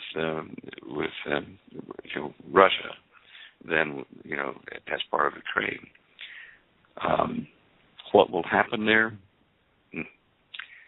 There are so many ways it could go at the moment, so many things it could affect and be, a spark to make that thing just ramp up again. But I know that Russia's been moving tanks and trucks and all kinds of stuff, heavy stuff, for weeks now into the area, getting ready for something. So it'll probably be like, Hitler and Poland. One day they'll wake up and they're there. One day soon, I'm afraid. But anyway, with Avi Lipkin, I understand, I don't know whether you talked to him, but one of the reasons I think it'd be important to get with him and talk to him about it is that he's back in Israel this week to try to complete his organization of a new party, a new political party in Israel, and it will be a Judeo-Christian party, and he's trying to get a seat on the Knesset to win a seat. To me, this is a very important thing to bring the Jewish and Christian mindset together in the parliament there to have a voice in major decision-making processes that are going to be ongoing here. Anyway, so keep at him. Don't let him get away. There's a lot of good stuff he can tell you. Will do on that. Absolutely. Part of the deal that I believe is really strong or really relevant with Ukraine is the South Stream pipeline, the North Stream pipeline, the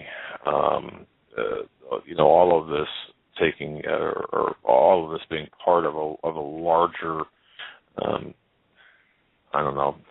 grabbing of the future energy. And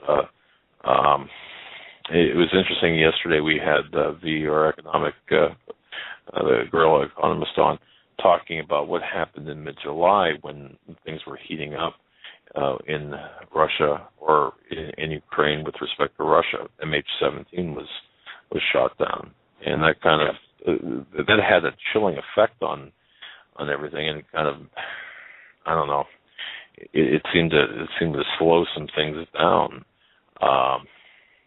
But what I'm hearing from you, Stan, and I think I have to agree with you, is we're not looking for any type of favorable necessary conclusion, although certainly doesn't sound like you think that anything might happen relatively quickly.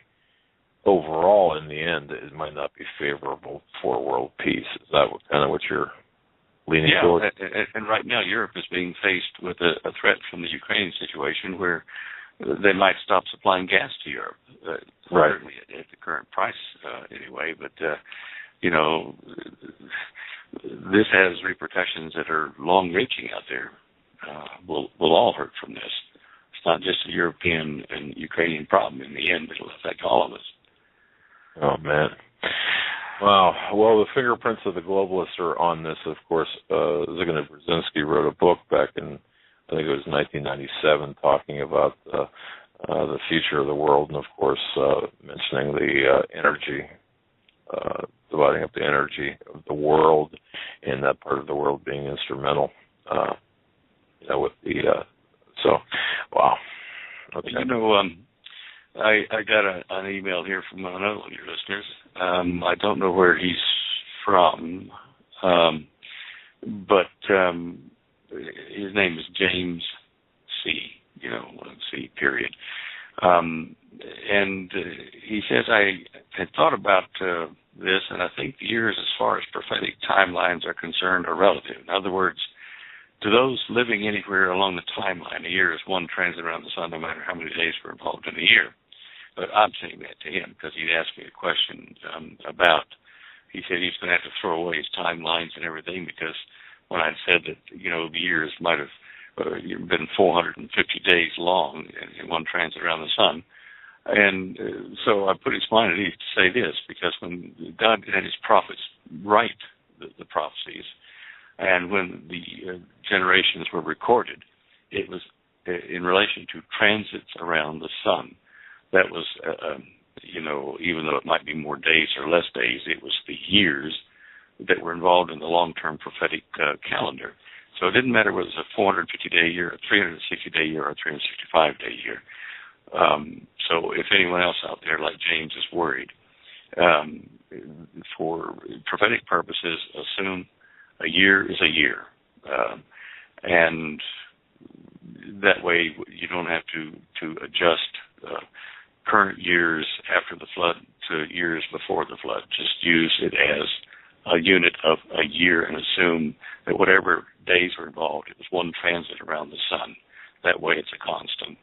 I just want to make that clear. I had a note here to remind me of that because I didn't want to upset people's timelines or make them go away scratching their head unnecessarily. It's all right. Just leave it the way it is, the way you've been doing it, and it'll be okay.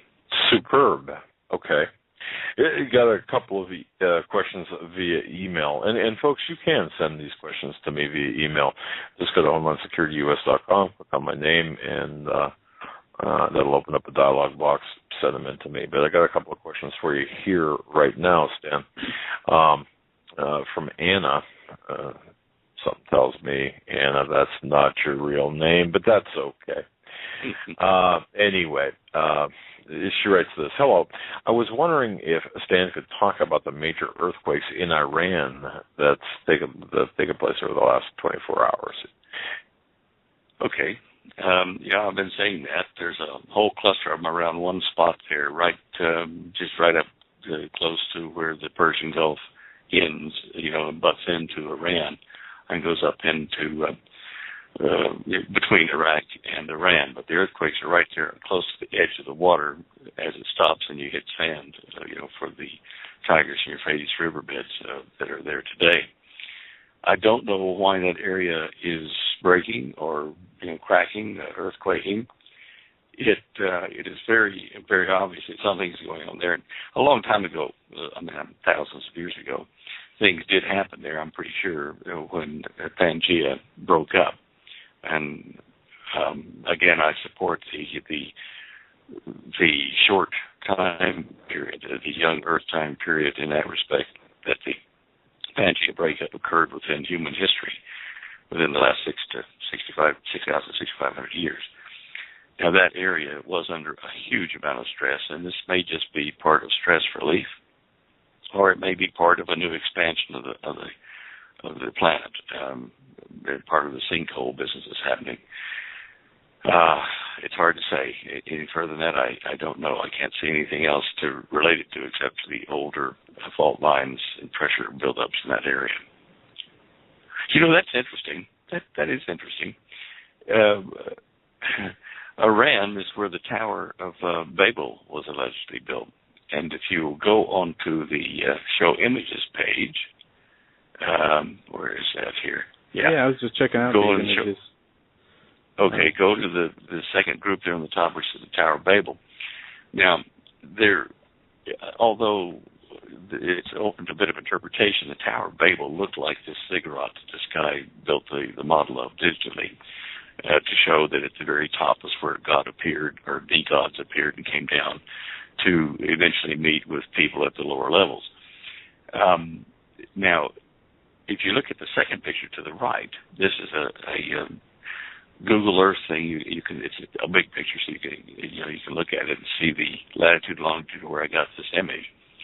You can see where Saddam Hussein built his Babylon palace, up on a hill, a mound, and it looks to me like it's an artificial mound of recent times, but it may be older. I'm not sure. Anyway, it's a mound, so you can look over the rebuilding of ancient Babylon to the right of it there, to the east of it. You can see where the Ishtar Gate is and where ancient Babylon was in that yellow arrow, and you can see under the Ishtar Gate wording, you can see pictures of what he built to rebuild Babylon, and, before, of course, he was dethroned and killed. But at the bottom of that picture, there is a square, kind of a light-colored square with some green around it and two little green areas where the dirt's been disturbed coming out from it, like ramps would have been. And that's the base of the Tower of Babel, called Tel Etamenenki. And so the current wisdom is that that's where the Tower of Babel actually stood, right there. You're looking at the base of what Nimrod built there in Iran. And that's reasonably close to where the earthquakes occurred. That's why it triggered my mind to go back and have a look at that. And the last picture on that group there shows something else I noticed. When you zoom out, you see three mounds, just like Saddam's Babylon palace, three cones, all about the same size, forming a triangle in that area. Each leg of the triangle is about 8,560 feet. One of them is 8,372, but basically it forms an isosceles triangle.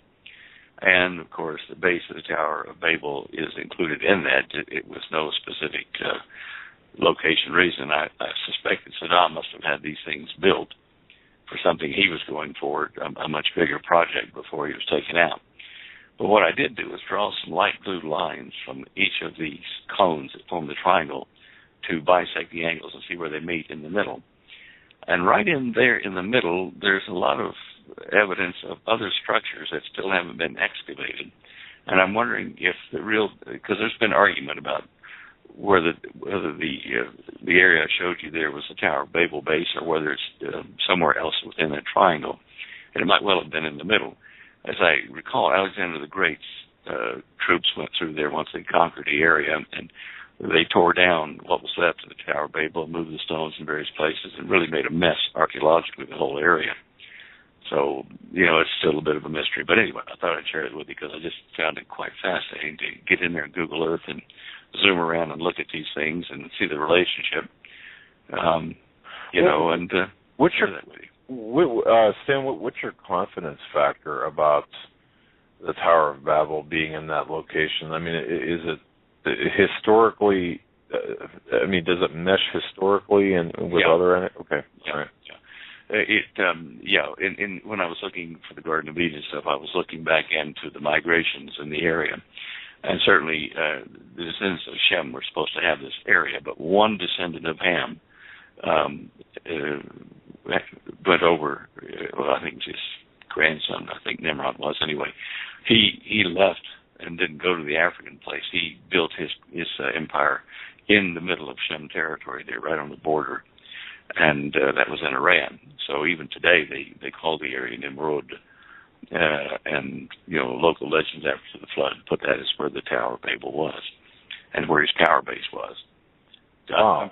I'm pretty much concerned. It's in the it's in the area, and it would have been a tall thing.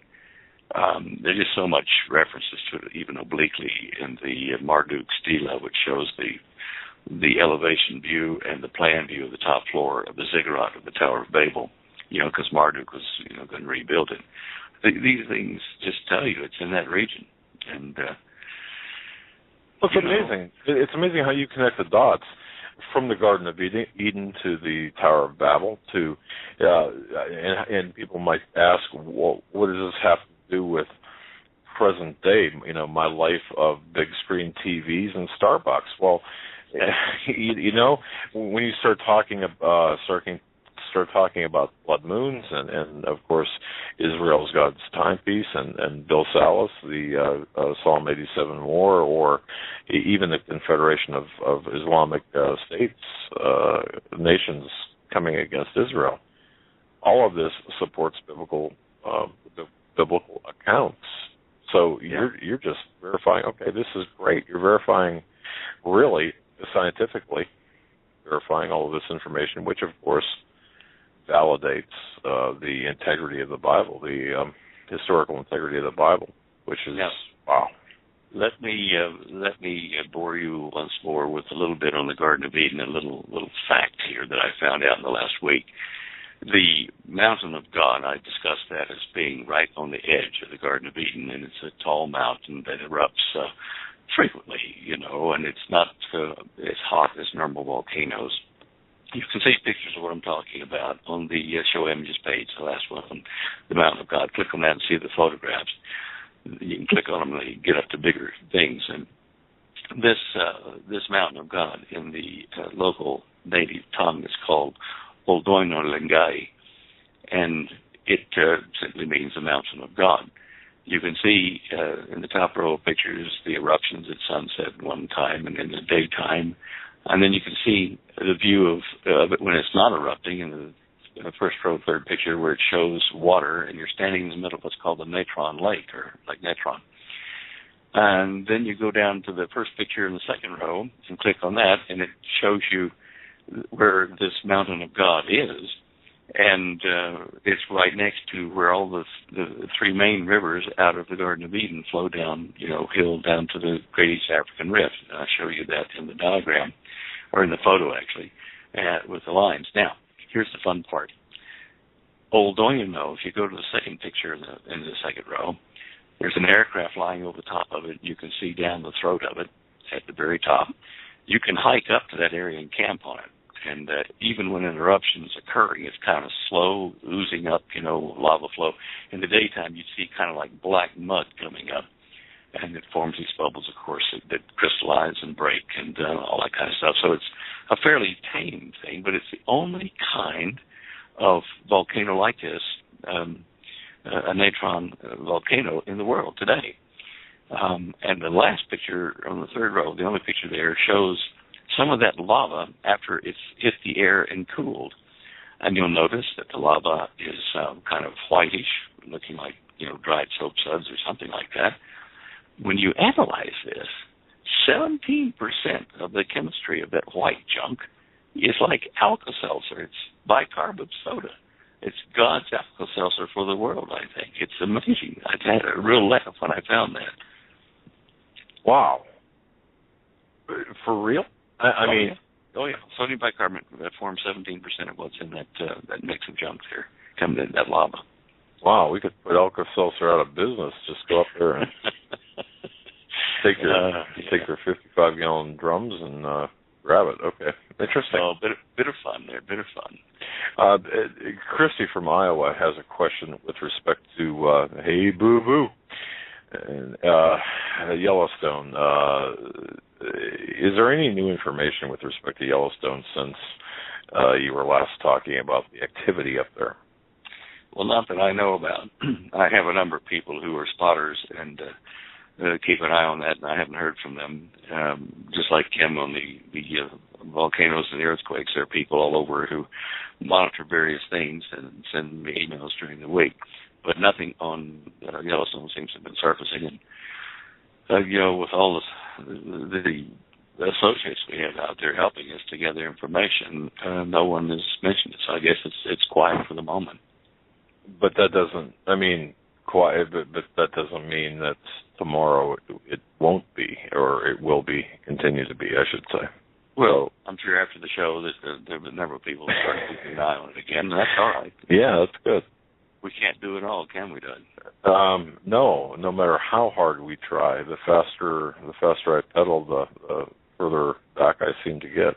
But, wow.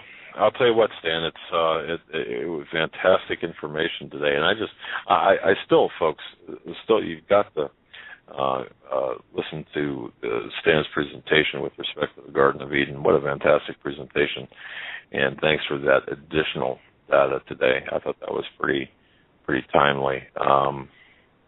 Wow. Well, it was beautiful pictures and a bit of fun, as I say. Oh.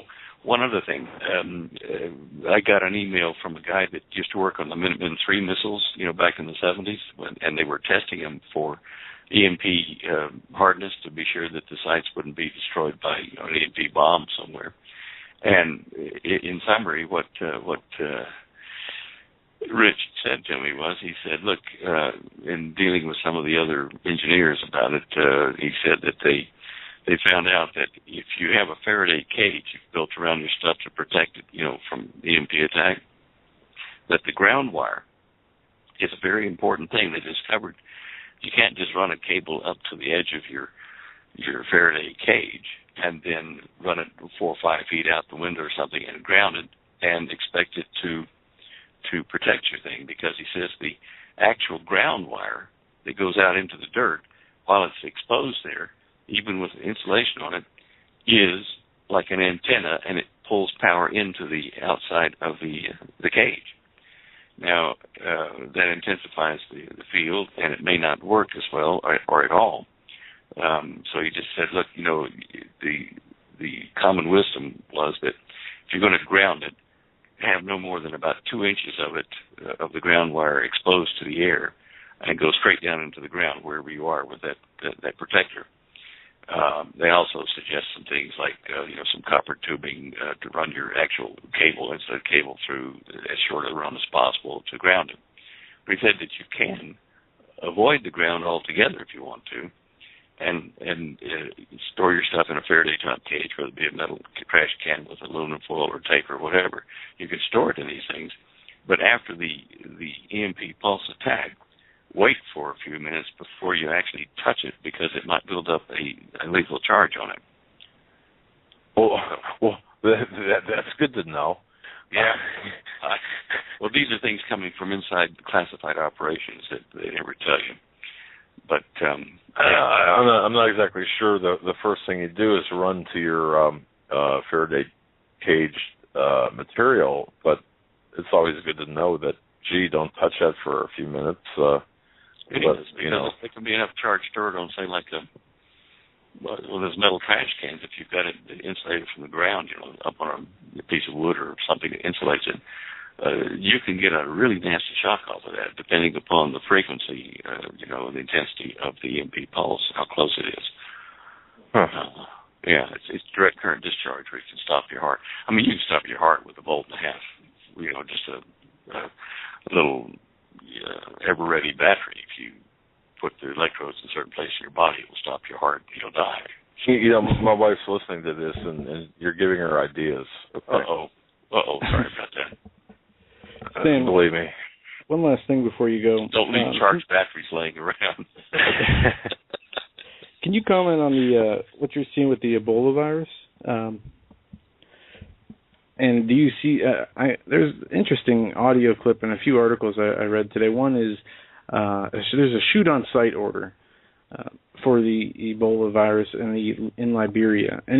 Liberian armed forces have reportedly been giving orders to shoot people trying to illegally cross the border from Sierra Leone. This is just from today or yesterday.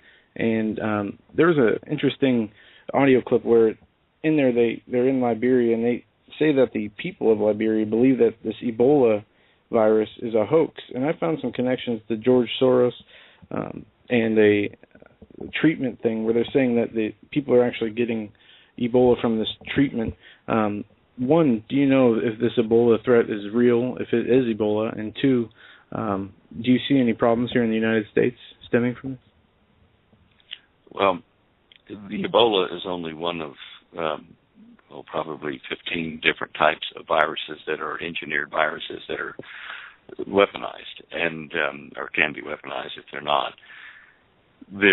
Any of those, if they got loose in the United States, would be devastating because of all the air travel we do daily, thousands of air flights all over the place. And something like that released in the United States would hit the whole world within 48 hours. So Ebola, whether, it's as bad as it's stated to be over there or not, I don't know. I don't have access to information that I can call conclusive or, stuff that I'll accept as true yet.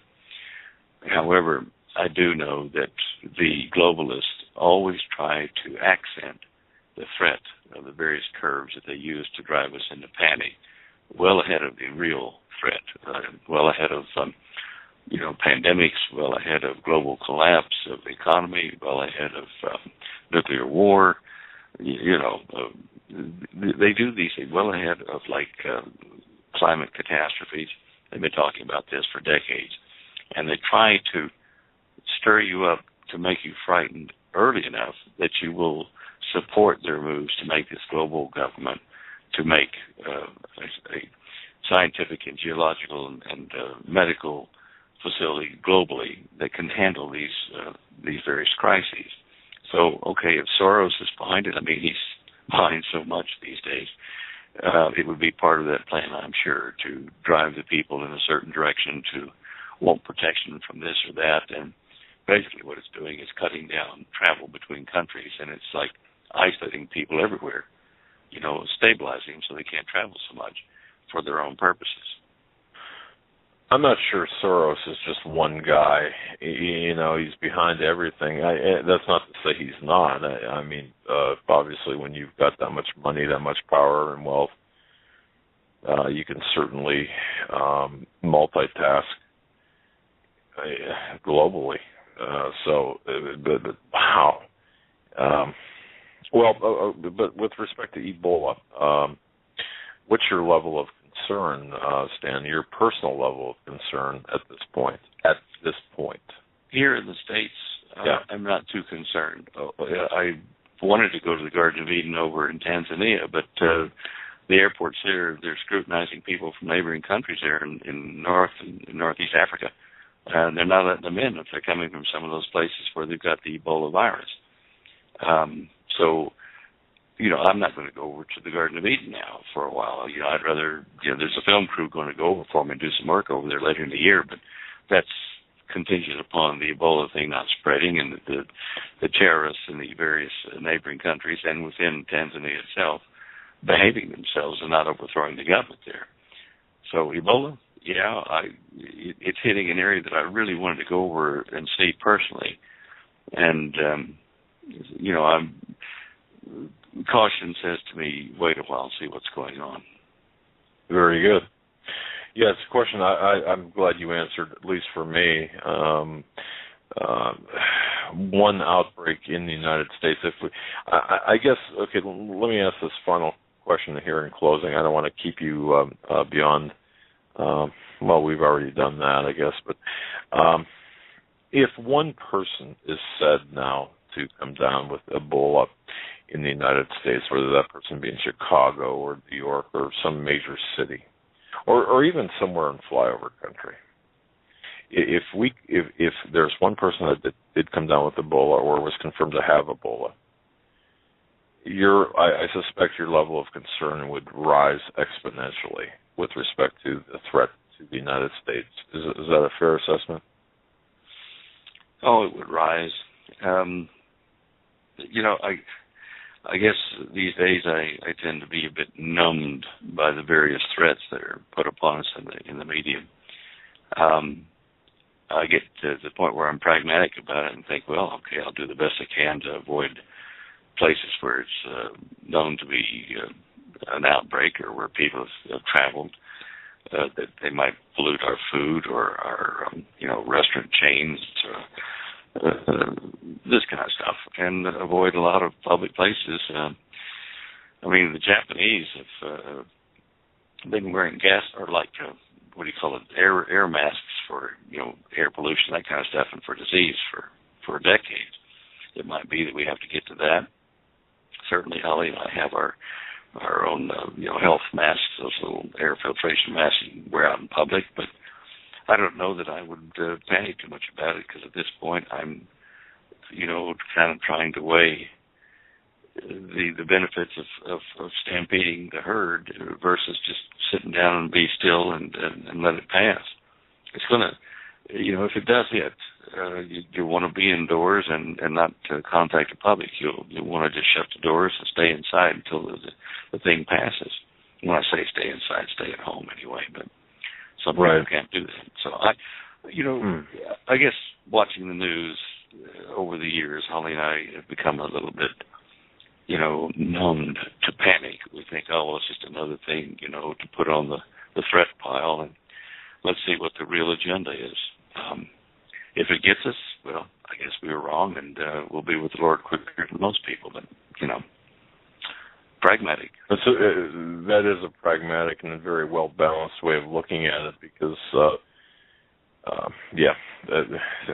thank you for that answer. Very well-reasoned answer, I might add, too. Stan, as always, it's a pleasure. Tuesdays with Stan is a high point of our week. That's for sure. Well, it's good. It's a high point for me, too, and I enjoy talking to your listeners and then getting the feedback and talking with you guys as well. I learn as you learn. And it is really a great combination, and we thank you so much for your time, and that extends to Holly as well, because we know it's a sacrifice for both of you. Stan, thanks again so much, my friend, and your presentation on the Garden of Eden, folks, go to StanDeyo.com, and the show images, the presentation on the Garden of Eden. What a fantastic presentation. So, thank you. And I got to tell you, you are really a scholar. I learned so much over the last couple of sessions with respect to the length of days, the gravity. And I was talking to my wife. I'll just end with this. I was talking to my wife about this, about what you had said about the gravitational field and the water canopy and the Earth's size and the length of the days, and we got into a pretty academic discussion about this, and boy, I'll tell you, she said, it makes sense, and she went back and listened to our interview, and she said, that's the first time I've ever heard things explained that way, and it made sense to her, so thank you for that. Yeah, so you did a great job. Well, as I say, it's trying to look at the practical side of it, and to do that, you have to step out of the academic official positions in physics and geology on things and say, look, maybe they're wrong. Let's try to say the other side of the way, history happened or geology happened to see if it could be shorter-term catastrophic things. And to do that, you have to override a lot of things that you've been taught in school and say, okay, well, maybe these are wrong. Maybe they're based on false premises, and let's try to analyze them. So when you do that, things start to fall into place, which is quite astounding. Indeed. Well, my friend, God bless you. God bless you guys, Joe. Take care now. God bless you too, Stan. Have a good night. And folks, go to standeyo.com, bookmark that site, grab Cosmic Conspiracy, grab Dare to Prepare. Both are vital books with so much information, great information. And it's just a pleasure and an honor to be able to have Stan on with us weekly. And those books have so much information. Welcome back, ladies and gentlemen, to the third and final hour of the Hagmann Hagmann Report on this Tuesday, August 19th, 2014. We're going to get into some news and take your phone calls in what's left of this 45 minutes we have left. So give us a call at 661-244-9839 if you want to chime in. And you said you had some housekeeping things you want to hit. Yeah, a couple of things. Chris, I received your email. Thank you, ma'am, for your email. In response to the information I was giving in the first hour with respect to the Black Panthers and Ferguson and so on, she does write that the new Black Panthers can only get so far, and she's got some pretty personal knowledge of that close at hand, so I won't get into the details, but the bottom line is she does get into the fact that this is nothing new, really. Let's see here. I'm going through this email. I just want to kind of redact a few things, but ultimately, what she's saying, as I understand it, is it's not going to be like it was before. They might try to make it like it was before, but it won't get that far. And then, Chris, I just want to thank you so much for that email, for the very heartfelt email as well. And hopefully, folks, we've been sending out bumper stickers to those who have asked for them. Hopefully, those have been you've been getting those and liking them, or otherwise. I just want to make sure that just to let you know, it's a process. So we're sending them out as we're getting the requests in for them. And there was one other thing, but I offhand, Joe, I don't recall what it was. So I guess we can go right ahead to whatever you want to get into. Well, you, during the last hour, were talking about American Survival Wholesale and storable food, and you talked about the prices of meat or protein. Average price of ground beef hits all-time high. The average price for all types of ground beef per pound hit an all-time high at $3.88 per pound in the United States in July, according to data released today by the Bureau of Labor Statistics. That was up. It's $33.88.4. It's up from $3.88 per pound in June, and it's the average price for a pound of ground beef was $3.45 in July of 2013. So it's up 42.1 cents or 12% since last year alone. And it doesn't look like, with the drought in California that's continuing to get worse, and inflation and all the other things you throw in there, the prices are going to continue to go up.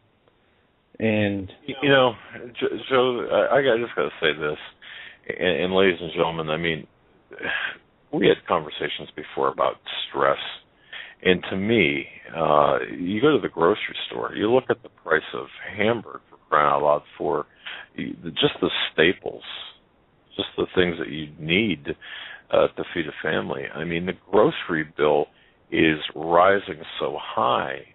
I am astounded.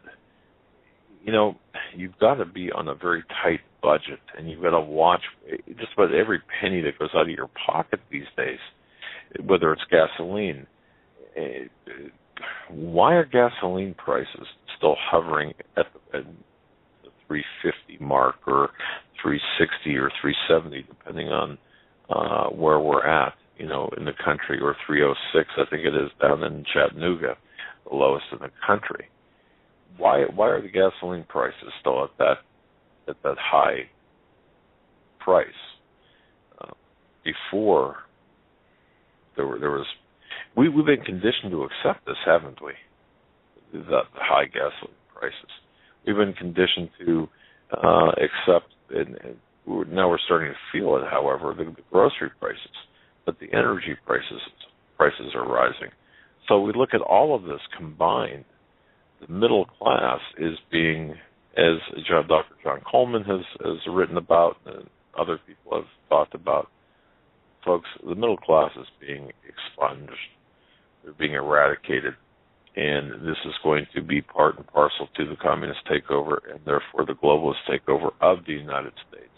This is what it's all about, whether it's the racial divide and riots, or whether it all comes down to the banksters being at the top of this pyramid. It all comes down to that, the killing off of the U.S. dollar, and really subjugating us, selling us into bondage and slavery, not just us, but our children and our grandchildren. And that's what this is all about. And as we're seeing the chess pieces moved all across the board, all across the globe, just think about the larger agenda at play. And of course, we talk about Satan being the father of confusion, of chaos, Captain Chaos. That's exactly what is taking place. So we're going to have some shows too about some occult numerology and what have you. And I'm wondering too, I was talking with W, the Insider, the Intelligence Insider W, if the Super Bowl, if the message was prepare, prepare, prepare in 2014, I wonder what the message, the overt or covert message will be next year. Duck. Duck or bleed, right? Yeah. Well, there's a report coming out of a bunch of places about ISIS, and I heard the president when he came back from his Washington trip, and he gave a speech about Iraq and about Ferguson and about ISIS. He kept referring to it as ISIL. Now I see it as IS. They keep changing the names. Yeah, we've talked about that, and I refuse to call it anything but ISIS, because that to me, ISIS is what it is, because it really refers to the occult god, the pagan god, Osiris, and the worship of their sun god. Yeah, but the Islamic State has beheaded an American journalist, James Wright Foley, a freelancer from Boston, and threatened to execute another journalist if President Barack Obama did not stop bombing in Iraq.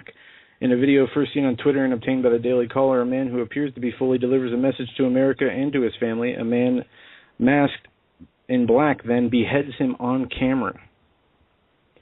The identity of the man on video has not been confirmed, and technically it could have been staged, but it goes on to say that Foley was one of 3 other journalists abducted in Libya in 2011. He was then released. Foley was abducted by identified gunmen in Syria on Thanksgiving Day of 2012. And it says at the end of the video, another man is indicated as the next victim. He appears to be Stephen Stoltoff, who worked for Time and was abducted in a similar manner in August of 2013. His fate, the video claims, depends on Obama's next decision. And we're seeing lots of reports about this story all around the web. There's another article about ISIS or ISIL, ISIS is whatever you want to call it, about how this is going to take, defeating ISIL will take a global effort. This was what was reiterated on ABC by, wait for this to pull up. I don't know if the internet's slow tonight or these things are really lagging here. Tuesday night with Diane Sawyer talked about how they played this video about this journalist being beheaded. Then it says the airstrikes will not be able to defeat ISIS, and neither will one country taking action. It will take a global effort, they say, to defeat this terrorist organization. What are your thoughts on that? Oh, man. Well, first of all, as V pointed out and Steve Quayle pointed out yesterday, I think Ben Swan talked about this. ISIS would not exist were it not for Kerry, Hillary Clinton, Obama, the Muslim Brotherhood, and of course the usual suspects within the Western intelligence community, as well as Saudi Arabia. And if you look at this, folks, ISIS is a product of not just Western intelligence, but of the Saudi agenda. Bottom line here, folks, is we funded them. We created them, essentially. We funded them. We armed them. And now we're saying they're posing a threat. John McCain, how insane can you possibly be? I mean, folks, think about that. Think about John McCain and the insanity that's associated with John McCain and wanting to support, boasting for the boosting, I should say, the support for this radical extremist Islamic terrorist organization, and Kerry as well, and Obama, and we could just go on and on and on and on. But this is more of the Hegelian dialectic at play here as well. You might as well throw in the Cloward Piven strategy to a certain extent through overwhelming the foreign diplomacy, the foreign affairs, in our military, and I'll throw in the rules for radicals too. But all of this does transcend the political divide. This does go into the globalist agenda. That's what it's all about. It's all about the globalist agenda. Period. That's what I feel about it, and I feel that look, Bush went into Iraq on a lie. Whether he believed that lie or not, I don't know. I don't know what was in the guy's heart. I don't know what was in the guy's mind. But he really he broke Iraq. Obama broke it further.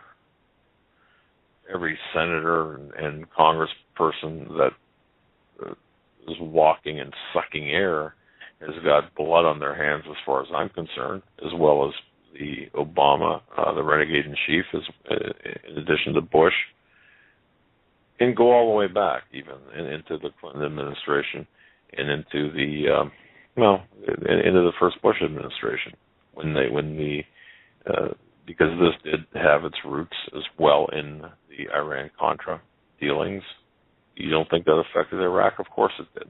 So, all told, this has been in the works for a long time. Look at the bigger picture, folks. That's all I'm saying. Yeah. Are you over there ordering a pizza? Are you calling? No, I'll explain later. All right. It's not for nothing. Did you see what was released with Hillary Clinton's speaking engagements? If she is going to speak somewhere, what she demands as part of the same thing we do. No, we require this. All right. We have the same requirements. Listen to this. Okay, the fee for this type of event is $225,000 plus a chartered round-trip private jet, hotel accommodations, ground transportation, any meals and incidentals for Secretary Clinton, her travel aides, and advanced staff as detailed below. It gets into air transportation. They have to have a Gulfstream 450 or larger jet, round trip paid for her and all her aides, accommodations at a hotel identified by the Clinton staff, includes a presidential suite for Clinton and up to 3 adjoining or continuous single rooms for her travel aides and 2 additional rooms for her staff. Meals are included, and this is for an itinerary of 90 minutes with Hillary Clinton, 20 speaking, 40 for a Q&A, that's 60 minutes, and then a 30-minute photo line will not exceed 50 photos with up to 100 people. and there's this big PDF that was released a few days ago, and I saw a few people making comments about this. But it's just outrageous to see, and it goes on to say, you know, if she can't make it, you know, the contract is void or whatever. But they want, you know, $112,500 due before they leave. The other half when they get back, and there's 10 pages of demands here. If you want Hillary Clinton to come speak at your event, what you have to do, security, all this stuff. It's just it totals over $350,000. Yeah, and that's for 90 minutes. Any small churches who want us to speak, all you have to do to see Hillary Clinton speak. Well, I was going to say just copy those and scratch out Hillary's name and put ours in there, and it's ridiculous. It really is. But what this represents, I saw that yesterday, and I believe what this does represent is her posturing for a 2016 run for the White House. And this is how, of course, this is how they lived during Bill Clinton's tenure, but I do believe that this does speak to her intent for 2016. Although, when I was talking to Greg Jackson earlier today on the telephone, we were both wondering whether, you know, I remember this question being asked before. Do you think there will be another presidential election here in the United States? Well, isn't it funny? That question is becoming more and more relevant as we see everything unraveling. And however, if elections do come to pass and Clinton is the presumptive nominee and does get the nomination, then of course, I mean, to me, this is her way of kind of sliding into that nominee's position. That's just my 2 cents, and that's about what it's worth, 2 cents. I just find it incredible that, you know, somebody who's trying to run for president and identifies with, you know, the poor class in the country, that just these demands, these expectations. Well, don't forget what you said too. She was poor. $500,000, more than $250,000 for 90 minutes.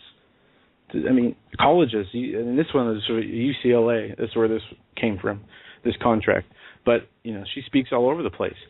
I thought it was from the University of Las Vegas, but you could be right. Yeah, I mean, it was somewhere. But the fact is, it takes a lot of hubris to I mean, are they really worth that? The politicians worth that, or and that takes me to, you know, it takes me like to I said, they should pay people. Painters. Well, yeah, and remember, it wasn't that long ago, relative to Earth history or civilized history, that when you were elected to a public office, you weren't paid like you are now. You served one term and you got out, and you worked. You were working as a blacksmith. You went, did your job in D.C. You served the people, and you left.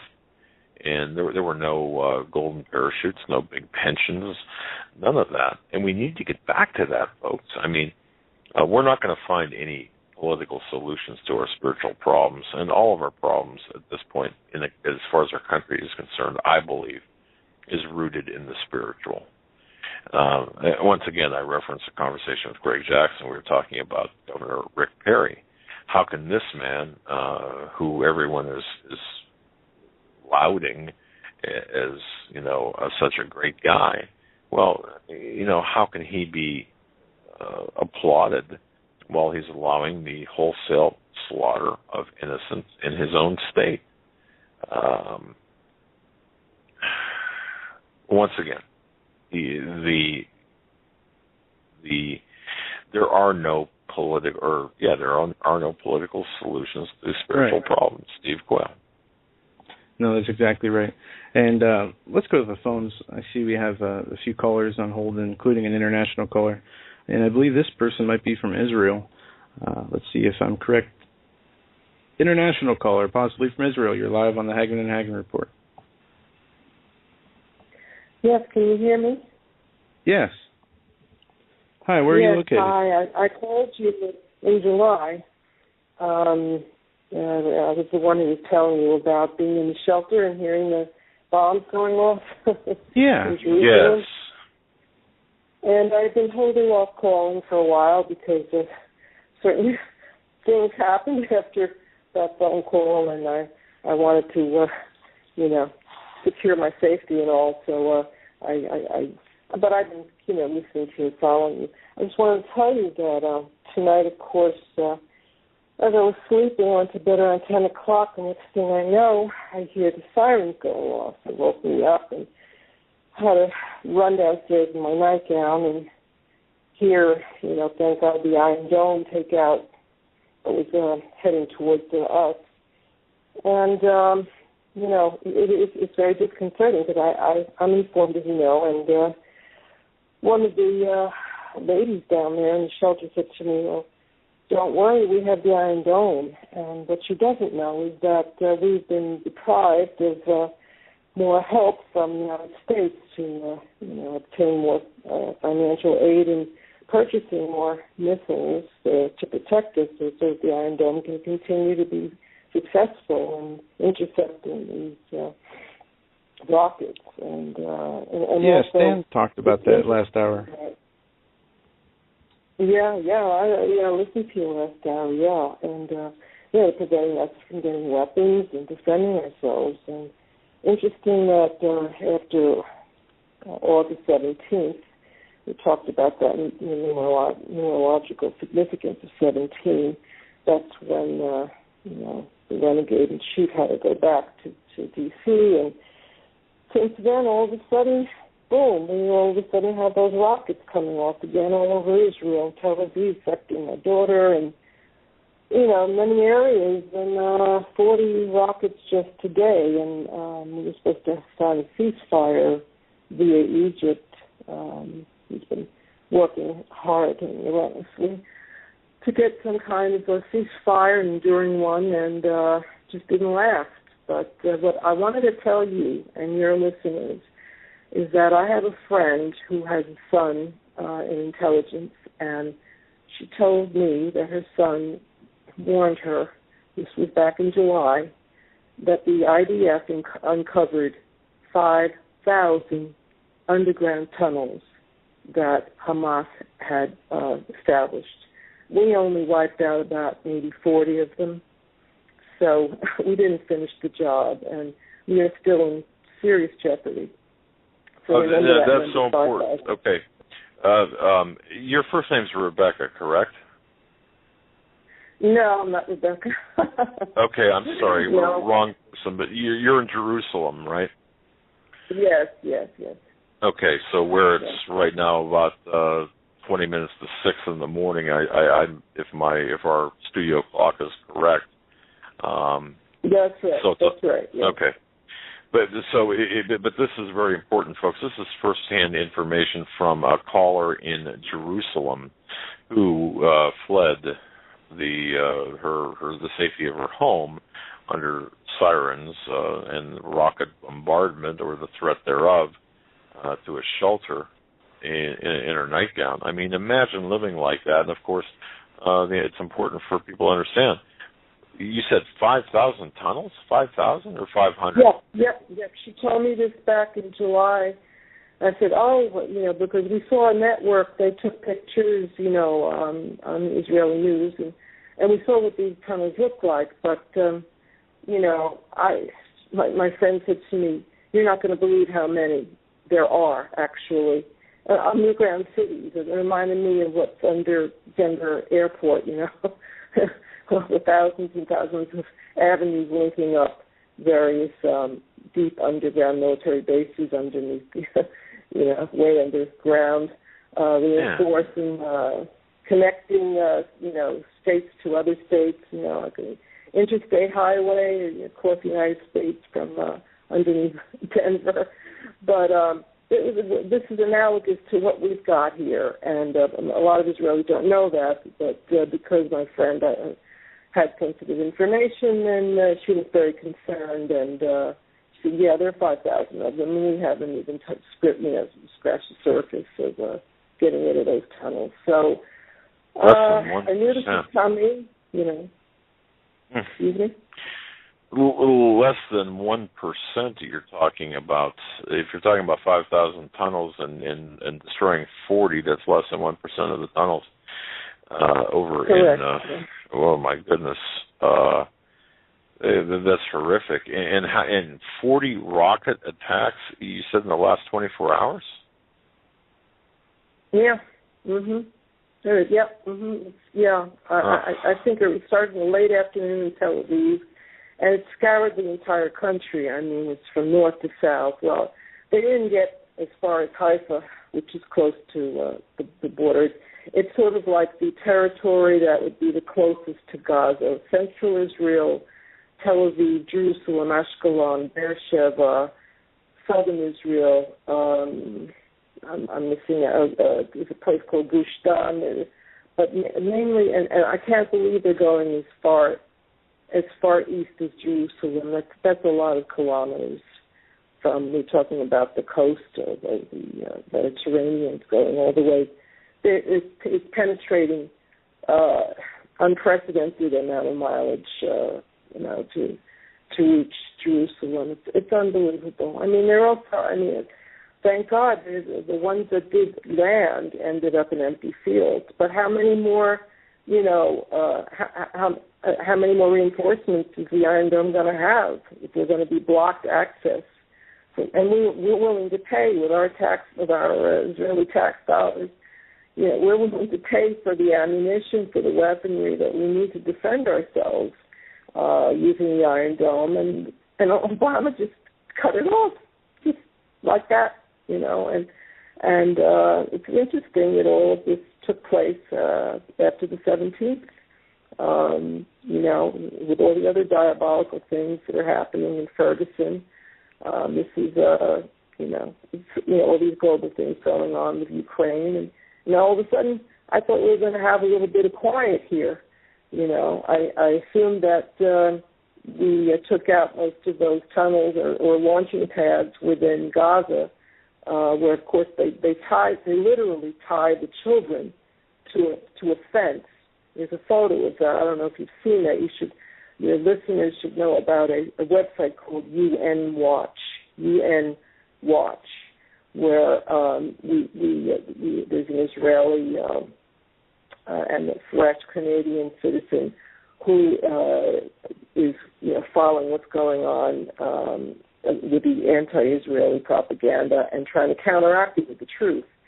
And unfortunately, there are innocent children who are being tied to fences right around a launching pad where they send these missiles, these rockets in to try to kill Israelis and wipe us out. So, it's horrific, and the poor innocent Palestinians who tried to flee, they're being killed now and being called collaborators with Israel just because they listened to the leaflets that were told, please evacuate by the Israelis. The Israelis give these Palestinians in Gaza, they give them ample time to find safety. They give them like 72 hours. And announcements, they call them on their cell phones. Please, we know there's a launching pad under your house. We know there's a launching pad. There are missiles that are right next to your building. Please, for your safety. We warn them. What other military in the world does that? I don't know of one, And so the ones that did leave, now they're being tried as, collaborators and being killed. So it's just terrible what's going on.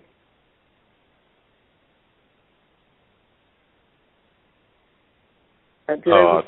Sorry about that. I muted I got to pay attention to colors, red and green.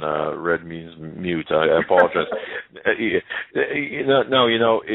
I am very upset with respect to what's going on. You've got the Palestinian Muslims who are using human shields, and of course UN Watch is a good place to go for information about what is taking place.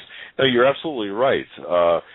they're barbaric savages in this case. Yeah. Yeah, I mean, it's analogous to the the horrible slaughtering of the Yazidis in Iraq, of the Christian in Syria. It's absolutely, it's unspeakable. The atrocities it's unbelievable. It's like millions of Mengele, Joseph Mengele, doing to what was done to the Jews in the camps in Auschwitz. This is on a tremendous exponential scale that's going on around us in the Middle East. We're absolutely horrified, and we have the same mentality facing us in Hamas in the Gaza Strip.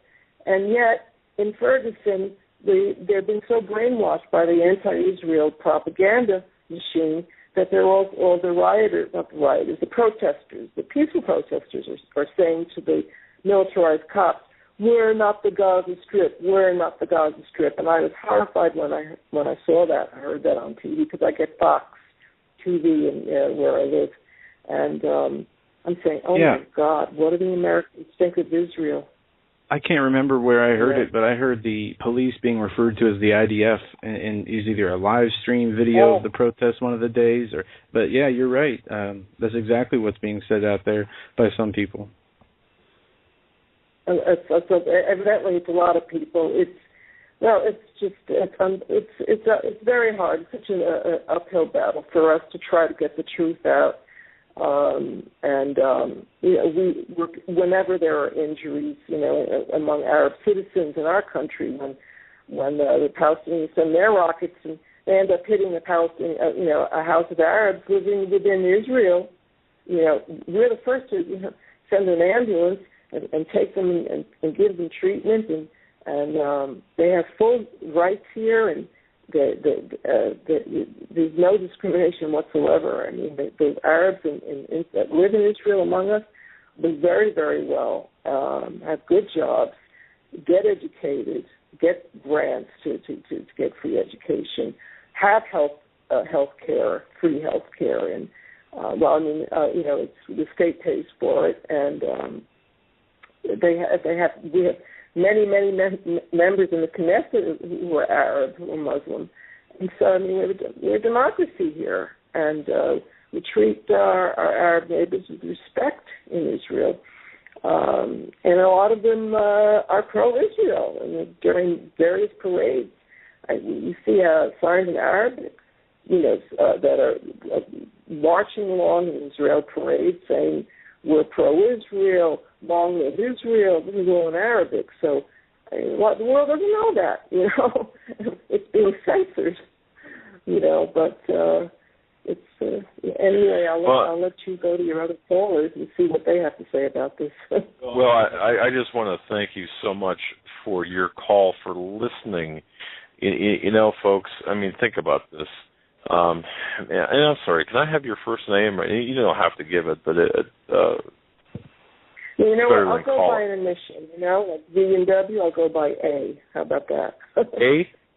A is good. Yeah. We don't have an A yet. Now we do. A, let me, the first letter.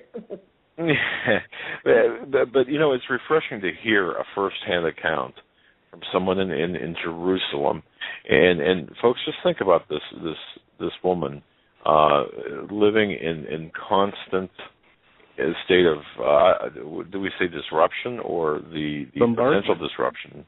Well, bombardment, right? Potential bombardment. Yeah. Our prayers are with you. I would like everybody in our audience to lift up this woman, her family, her friends, her neighbors in prayer, that safety surrounds her, that the hand of God surrounds her, the protection of God surrounds her. So much. That's why I was asking for your first name, but A will do. God knows, and so I just want to say thank you for your live reports, even though it's now almost 6 o'clock in the morning there. Thank you so much for listening. Right. Thank you for live reports. Well, that explosion above me, that kind of keeps me awake. The adrenaline keeps going. I'm waiting for some more. Yeah, and, it's a little bit of a... I hope that I've opened up the eyes of some of your listeners to to what's happening here on the ground anyway. Well, God bless you, my dear, and you take care of yourself and your family, and have a great day today. Hopefully the sun will come out and the flowers will be blooming. All right, shalom, shalom, and talk to you soon. All right. Shalom. Wow, folks. Thank you. Bye-bye. Folks, I got to tell you, think about living under those conditions on a daily basis. Yeah, that would not be fun. That would not be fun. Do you think your nerves would be frayed, a little bit? Yeah, that's not a way to live under a constant state of worrying about having to go to your bomb shelter. The next time, and I find myself doing this, the next time you're at a red light waiting for it to change and almost cussing under your breath, because you're stopped at a red light or somebody cut you off in traffic or, whatever, you forget your wallet and have to go back home. And, what an inconvenience all of this is, right? Think about the woman who just called and think about her inconvenience. Not so much of you talk about things being relative, what you're going through. Not exactly so much of an inconvenience, is it? No, we're going to take another caller to end our show here, but I want to hit this one headline first.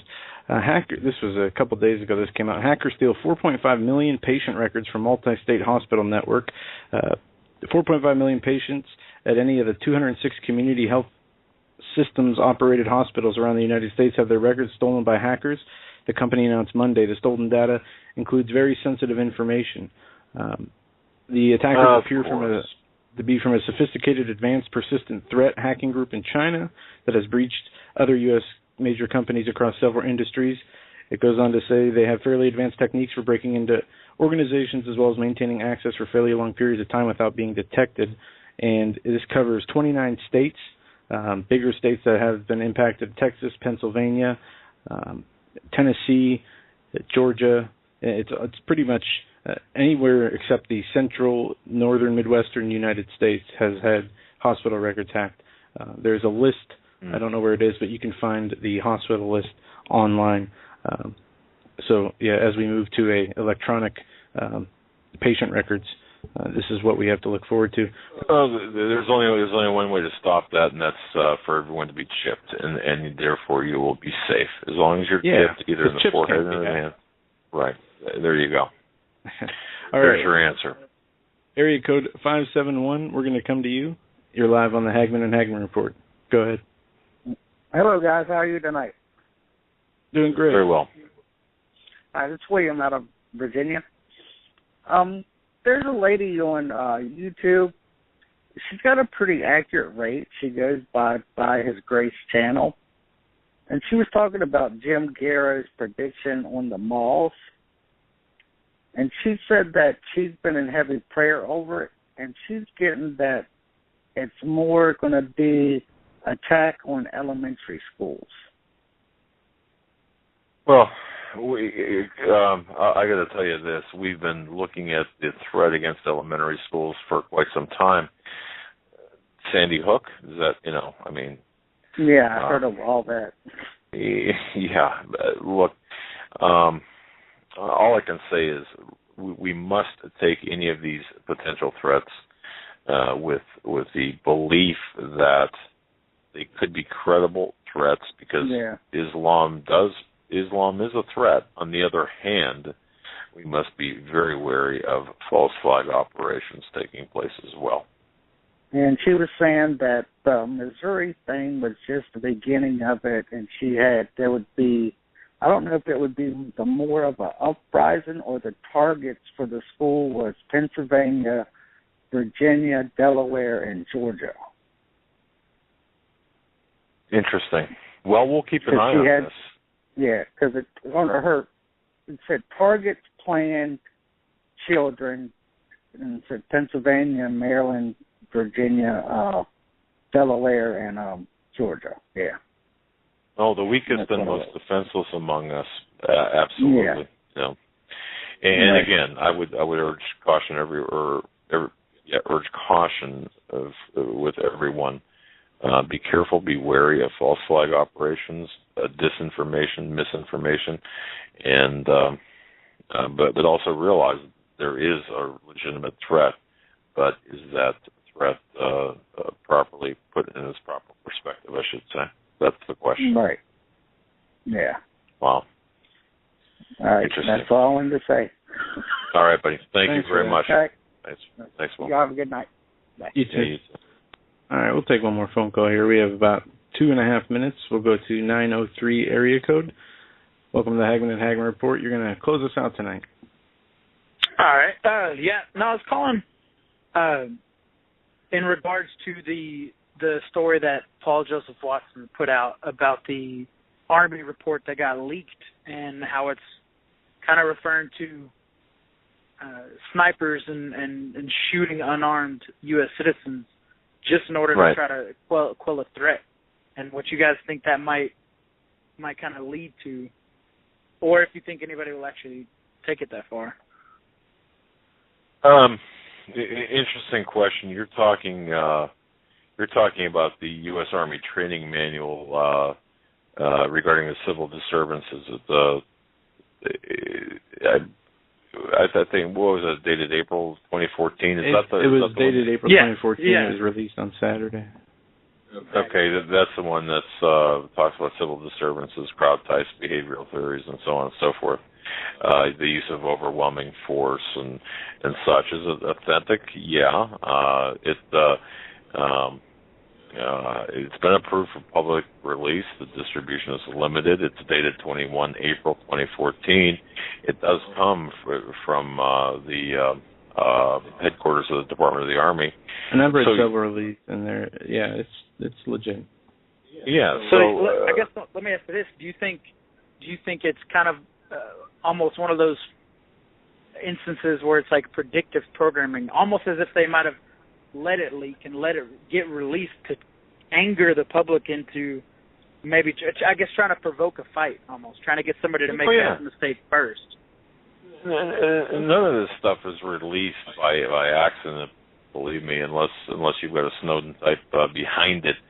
I will say that this just didn't happen to be. Whoops! I accidentally pressed the public button instead of put it on the private server. No, this was an intentional release, and this is programming. Absolutely, this is programming to what end? I don't know. It could very well be to what you said, to anger the masses. Yeah. I guess that was pretty much all I had.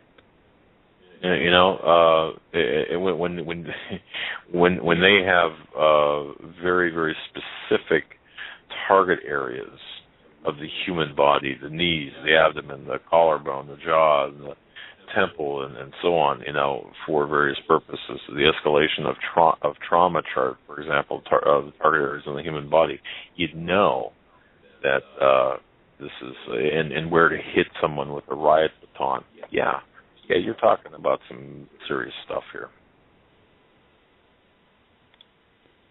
All right, caller. Appreciate the call. We're at the end of the show. Have a great night. Tomorrow, we'll be joined live by Greg Jackson for the entire program. It's going to be a great show, and hope all of you tune in. He's the author of 40 Things to Tell Your Children Before You Die. We're going to talk about his book and many other things as he joins us tomorrow. Until then, stay safe, God bless, and have a good night, everyone. We are at the end of the program.